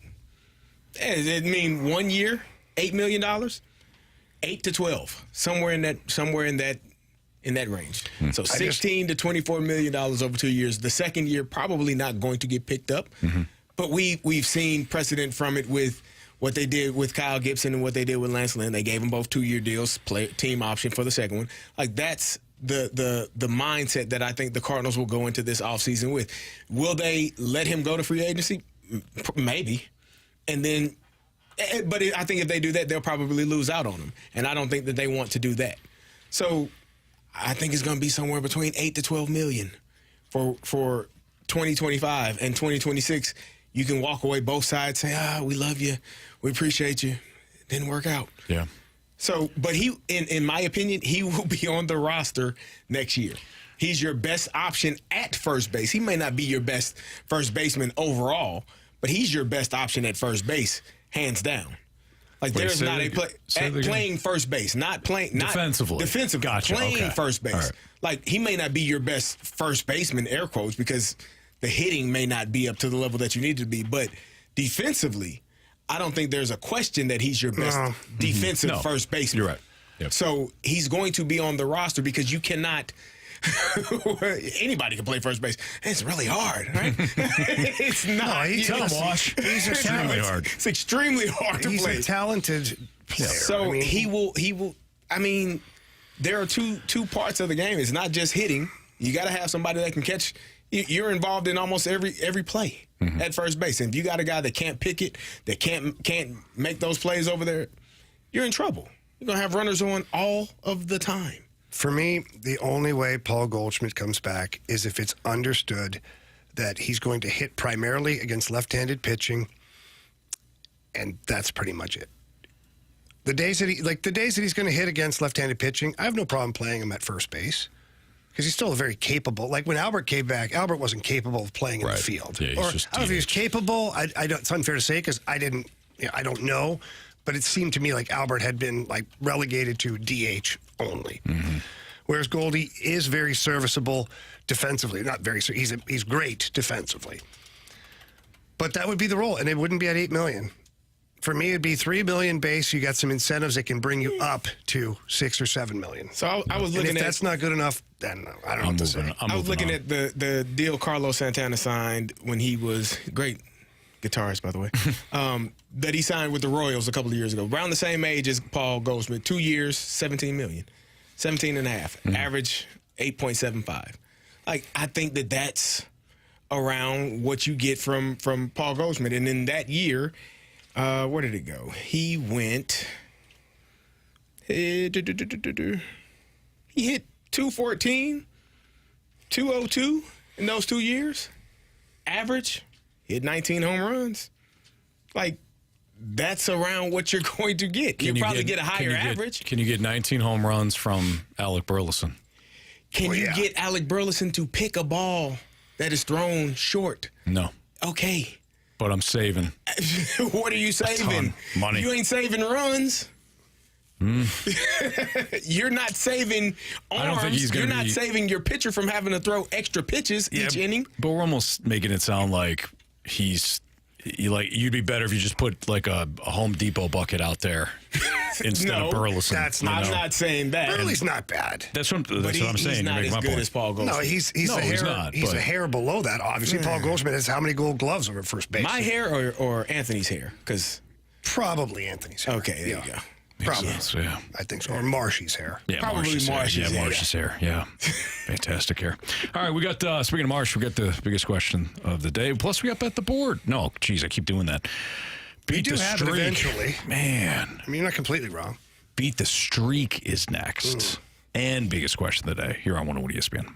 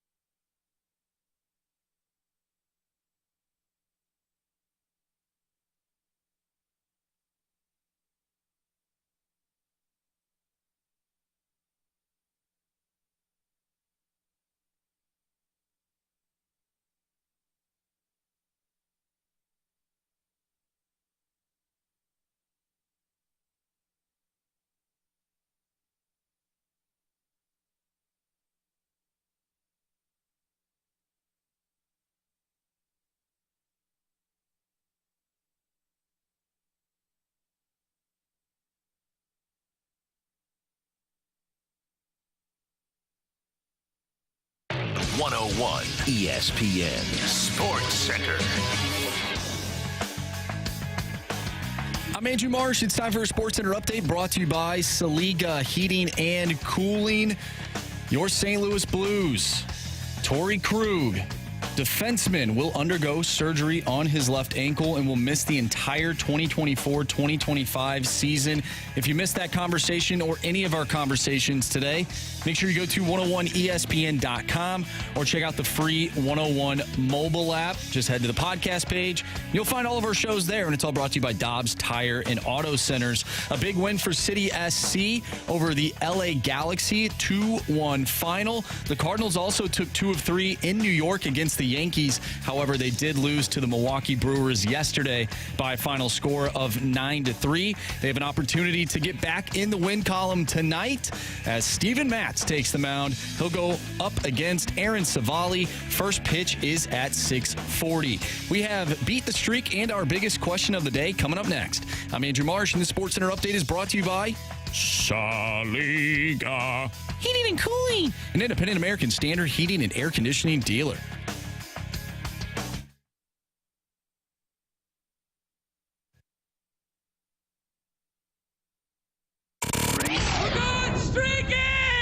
Hit baseballs. All of my successes depend on me. You're ready to hit. The hits just keep on coming. And his first big league hit is a bullet up the middle. All right, time for Beat the Streak here in the Fast Lane on 101 ESPN. Carey Davis, Jamie Rivers, Andrew Marsh, and Anthony Stalter. We're going to get Corey on the line here in a second. So what's up, Corey? What's going on, guys? Not much. Corey's back for, I think, a second day. Marsh, you got those standings? Third day for Corey. Yep. Third day for Corey. So, Anthony, you had a massive streak going until last week happened. Jackson Merrill did not get the hit, but Jordan Walker did, so you're back to 1. Jamie has a streak of 3. Aaron Judge, not a great weekend for Mr. Aaron Judge. Carey, that guy sucks. Your streak is back to 0, and I have a streak of 3. Thank you for giving me Nolan Arenado. He got a base hit on Friday. And Gleyber Torres got a base hit Friday. And that is why Corey is back for Beat the Streak. All right, Corey, go for it, man. You got honors. Go for it. Oh, shoot. Okay. Why not? I think I'm gonna have to go with Jackson Churio. That's a pretty good option. Guy's pretty damn good for the Brewers. All right. Jackson Churio is off the board. Why don't we go with Jamie? Yeah, I'm going to go double down. Alec Burleson's my guy tonight. AB is now off the board. Andrew Marsh also has a streak of 3. Give me Willie Adames tonight. Yeah, really? Oof. What has he done? A lot. I think he's hit 5 home runs in 5 straight games. Yep, that's correct. That's not bad. Yeah. If you like those type of things. Pretty decent. All right. I was also going to go with Willie Adames. You haven't gone yet. So, you know what? Give me Mason Wynn. I'll take Wynn. Give me William Contreras. That makes sense. Don't want to go Wilson Contreras. He's not going to play tonight. He's out. Yeah. All right, Corey, good luck, man. Hopefully we talk to you again. Is it tomorrow? Yeah, thank you. All right, buddy. See ya. Sounds good. Bye. I don't know if they play in the day tomorrow. Who knows, Anthony? Nobody. Who really knows? All right, why don't we do biggest question of the day? 6:40 tomorrow night. 6:40. It's tomorrow night. Fast Lane's biggest question of the day. All right, Anthony, you teased this earlier in the show, and our guy Corey just picked Jackson Churio as his Beat the Streak, I guess not contestant, but his player for tonight. And Jackson Churio is one of the young studs on the Milwaukee Brewers. And we've had this conversation before, but here's kind of a different way of looking at it.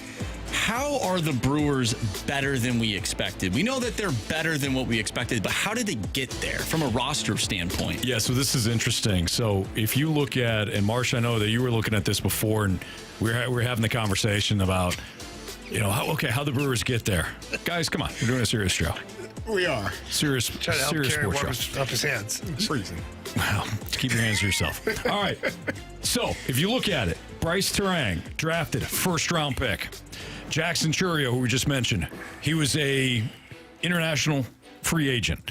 William Contreras, that was the deal with Atlanta and Oakland that sent William Contreras to Milwaukee. Jake Bowers was acquired from the Yankees. Willie Adames, a couple of years ago, acquired from the Rays.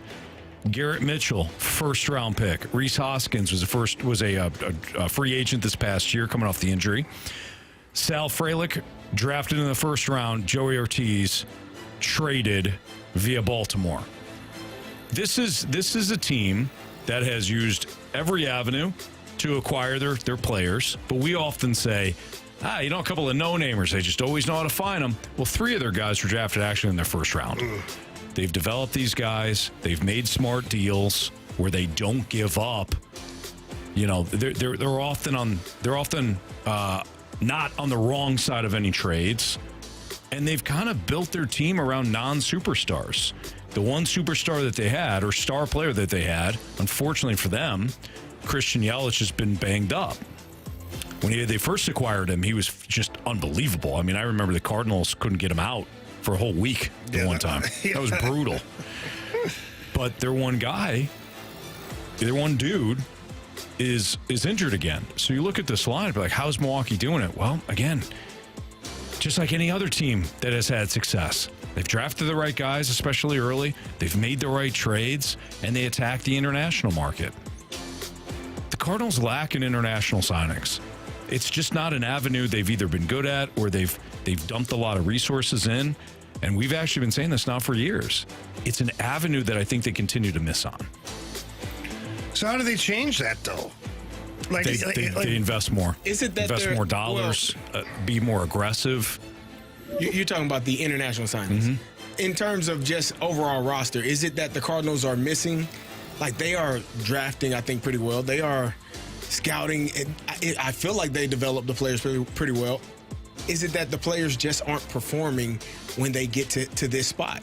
Because I think we talked about this a couple of weeks ago, maybe a month or so ago. Which roster would you rather have? Mm-hmm. And I think more times you're going to take the Cardinals roster based on the people in the lineup, the names on that sheet of paper. Well, then why isn't it working? Why aren't the Cardinals 12 games ahead of the Brewers in the division? Because the players have to perform when that opportunity is presented. Mm-hmm. I don't know how many times have they've won, I think, 2 games against the Brewers this year. Is that correct? Sounds about right. Like, out 2 or 3. 12, 9, 10. The Brewers have taken them behind, up, on. They're doing whatever inside the woodshed. No question. Yeah. So you're right. It's execution. It's performance. You're right. It's not just roster. I think and especially these last 2 years, we do, like, when Mozeliak does some things, he should be pointed at and say, hey, that was a terrible idea. Bringing Jordan Walker up and down in the manner in which they did a couple of weeks ago, thought that was dumb as hell. Like, it didn't fit, to me, it didn't make a lot of sense. But I also think that he has done what was needed to be done in terms of roster construction for the most part. The players just haven't performed. Now, maybe you want to get on them and say, well, you kept Paul Goldschmidt too long. Well, you're going to keep him 2 more years, so don't worry about that. Maybe that's what you'll say. Maybe you feel like Nolan Arenado should have been moved at last year's trade deadline. But at the end of the day, whoever's on the roster and has an opportunity to be a professional athlete, they got to produce. You have to do your job, man. Yep, you're right. So, yeah, you're right. It's just the guys of Milwaukee just has kind of the magic touch with that. And they move on, but they also move on quickly from guys too. Right? Like Rowdy Tellez served a really good purpose for them for like 2 years, and they moved on. They got Rhys Hoskins. Rhys Hoskins will be there for 2 years. They'll move on. They know. I think they have a better idea of what a player is quicker than the Cardinals, and I think they're willing to move on quicker too. Maybe that's a small difference. The big difference, like you said, Carey, like you pointed out, it does come back to execution. Guys are on base. Do you get the big knock or not? Like that's. Do you think Brewers fans get upset when Rowdy Tellez does well in Pittsburgh? Like, no. What are we doing? No. They probably don't care. Nope. I don't think so. Why we get rid of this guy? Nope. Because usually the Brewers find their next Rowdy Tellez or Rhys Hoskins. All right, we have Bet the Board coming up. Criticisms, compliments, 3 stars of the day next in the Fast Lane.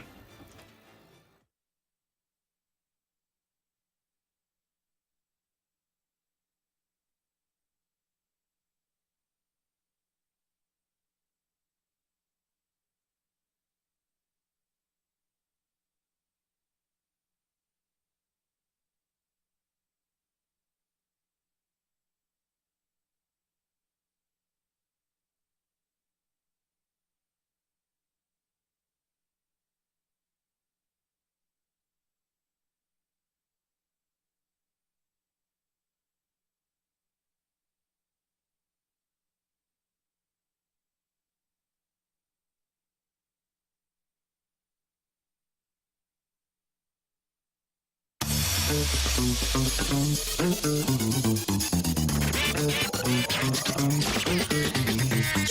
Johnny Londoff Chevrolet, complete customer satisfaction has always been the number one priority. And I can tell you this, they treat their customers fantastic. Anytime there's an issue with a vehicle, too, if you got a little something that's going on, take it to their state-of-the-art service centers. They do a fantastic job of making sure that your vehicle gets back on the road as fast as possible. And, of course, the Londoff family, they understand that price brings people in, but great service keeps them coming back. I have been a customer for over 25 years at Londoff Chevrolet, and I continue to be a customer. My girlfriend's a customer. My kids are customers. That's because Johnny Londoff Chevrolet is family to us, our car dealing family. They've got great deals as well. 2024 Chevy Silverado 1500 Custom Trail Boss. Suggested retail price $67,030.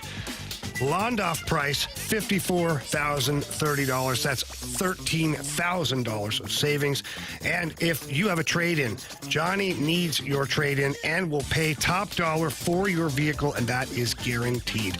So please stop by either location. Got the original in Florissant, Missouri, and the brand new Londoff Autoplex out there in St. Peters. Tell them Jamie Rivers sent you in. If you can't get in there in person, though, get there online. Visit them at londoff.com or londoffAutoplex.com. Are you kidding me? Johnny Londoff Chevrolet.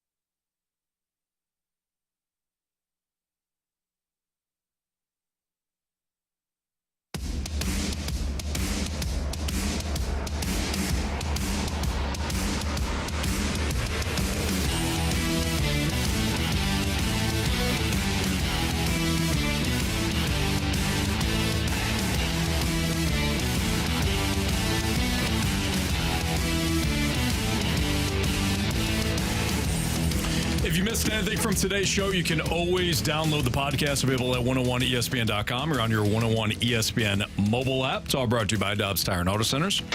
Don't forget to get signed up to play this year's Fast Lane Pick'em Challenge at 101ESPN.com. You can make your football picks each week, and then you can see if you can defeat us or the Rizzuto Show. We're going to be throwing down all football season long in the Pick'em Challenge. You can get signed up before this Thursday's matchup, Ravens and Chiefs, which will air right here on 101 ESPN. Get signed up to play in the Pick'em Challenge at 101ESPN.com. You can also join Randy Carricker Monday, September 9th from 4 to 6 at the Fenton Bar and Grill. You can come see the best servers and bartenders in the area, enjoy their outdoor deck, cold drinks, and chow down on the best original trashed wings in St. Louis. Plus, get signed up for some 101 ESPN giveaways. It's Randy Carricker at Fenton Bar and Grill this Monday. Learn more at 101ESPN.com. We have our new draft for Bet the Board. Everybody's been drafted, everybody's been selected, and it's time to do a new month after Jamie won last month because LSU and USC couldn't get it done for me on Sunday night. Good defensive game. Probably the best month, though. I think you and I ended up tied. Is that correct? You may have beat me by one because I needed all. You needed. I needed all 5 to win. Yeah. So I technically had 0. Gotcha. Even though I had 4 wins. So, but Jamie won because of the 8 leg. Man, it was impressive. So go ahead, Jamie. You have honors. All right. I'm just going with one bet, Carey. Don't worry. Give me the Brewers over the Cardinals minus 150. Stephen Matt's on the bump. I don't know how anybody feels about that, so we'll see. 7 innings of no-hit ball. You never know. It has happened. Stephen. I mean, at some point, I think. Is it me? Gary. Give me Juan Soto. 1.5 hits, runs, RBIs. Minus 135. All right. Don't shake your head. Oh, I'll shake my head. I'll take the Guardians minus 140 in Kansas City. Kansas City has dropped 6 straight. They had a really good matchup against Gavin Williams yesterday, who's been trashola, and they scored exactly 2 runs. So, give me Cleveland. I'm going to take Willie Adames. 1.5 hits, runs, RBI. Oh. Marsh, I don't feel like you've been the same since ditching the WNBA. The W. The W. Well, it's a new season, so new season in my life, and the W ain't a part of it. Wow. All righty. Holy smokes. All right, what do you got, Marsh? Criticisms, compliments. All right, let's go to 314. I'm just tuning in on YouTube, so apologies if you have addressed this, which we have not. Laughing if it was an accident.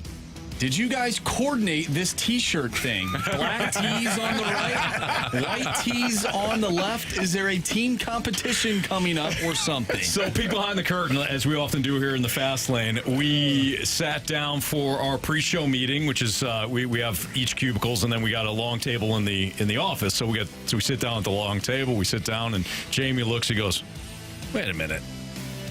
Say it all. Nice job, guys." Say it all, because it's funny. You said black team, white team. Yep. And then I looked around like, what is this, 3-on-1? What the hell are we doing? Gary said, wait, what are you talking about? Yeah. I go, T-shirts, Carey. Come on. T-shirts. See no color here, Carey. We love everybody. So for our listeners who don't have access to YouTube, Anthony and I are in plain black T-shirts. Andrew and Carey are in plain white T-shirts. Yeah. Carey's looks way cooler than mine. It looks like a better material. Mine's like a Hanes beefy T-shirt. Carey's got like one of those aloe T-shirts. Yeah. Like nice. fancy, stretchy. Is it comfy? Yeah. Skin. And Marshy looks like he's been working for 12 hours. Yeah, 100%. It looks like I got mine at like Michael's. And the one sleeve looks like you may have had a pack of cigarettes rolled up in it at one point. Come on now. Marsh found the one Kmart that's still available, and he's like, oh, you know what? They got good white tees there. Yeah, Kmart used to be a great store. Fantastic. Nice. Okay, from the 314 compliment, I thought it was a great idea when you guys started doing 3 stars of the day. However, I didn't think it would last very long. Props to you guys for starting it and sticking with it. Oh, thank you. That is true. Sometimes we have the attention span of a gnat. And that leads us to our 3 stars of the day. Our 3rd star of the day goes to taping your ankles when you skate. Nice. Yes. Yeah. Way to go. blood get through, hopefully. Not a lot of flexibility. Start turning purple. It's not a good sign. No, I don't think so. Second star of the day goes to not the band, but plain white tees. All right. Don't clap for that. He's on the other side. It's okay. Let's look at his T-shirt. And our first star of the day goes to eating poop from a solo cup. Carey. That is. Come on. For $1 million. That's you gotta terrible. add that in there. Well, we made put that whipped up. cream on that guy said he would do it for free. and just down it. $1 million. Ridiculous. What are you talking about ridiculous? Anthony, who are you kidding? Well, for $1 million, yeah. Instant replay is 6 to 7. That'll do it for us. For Andrew Marsh, for Carey Davis, for Jamie Rivers, I'm Anthony Stalter. Thank you so much for listening. See ya.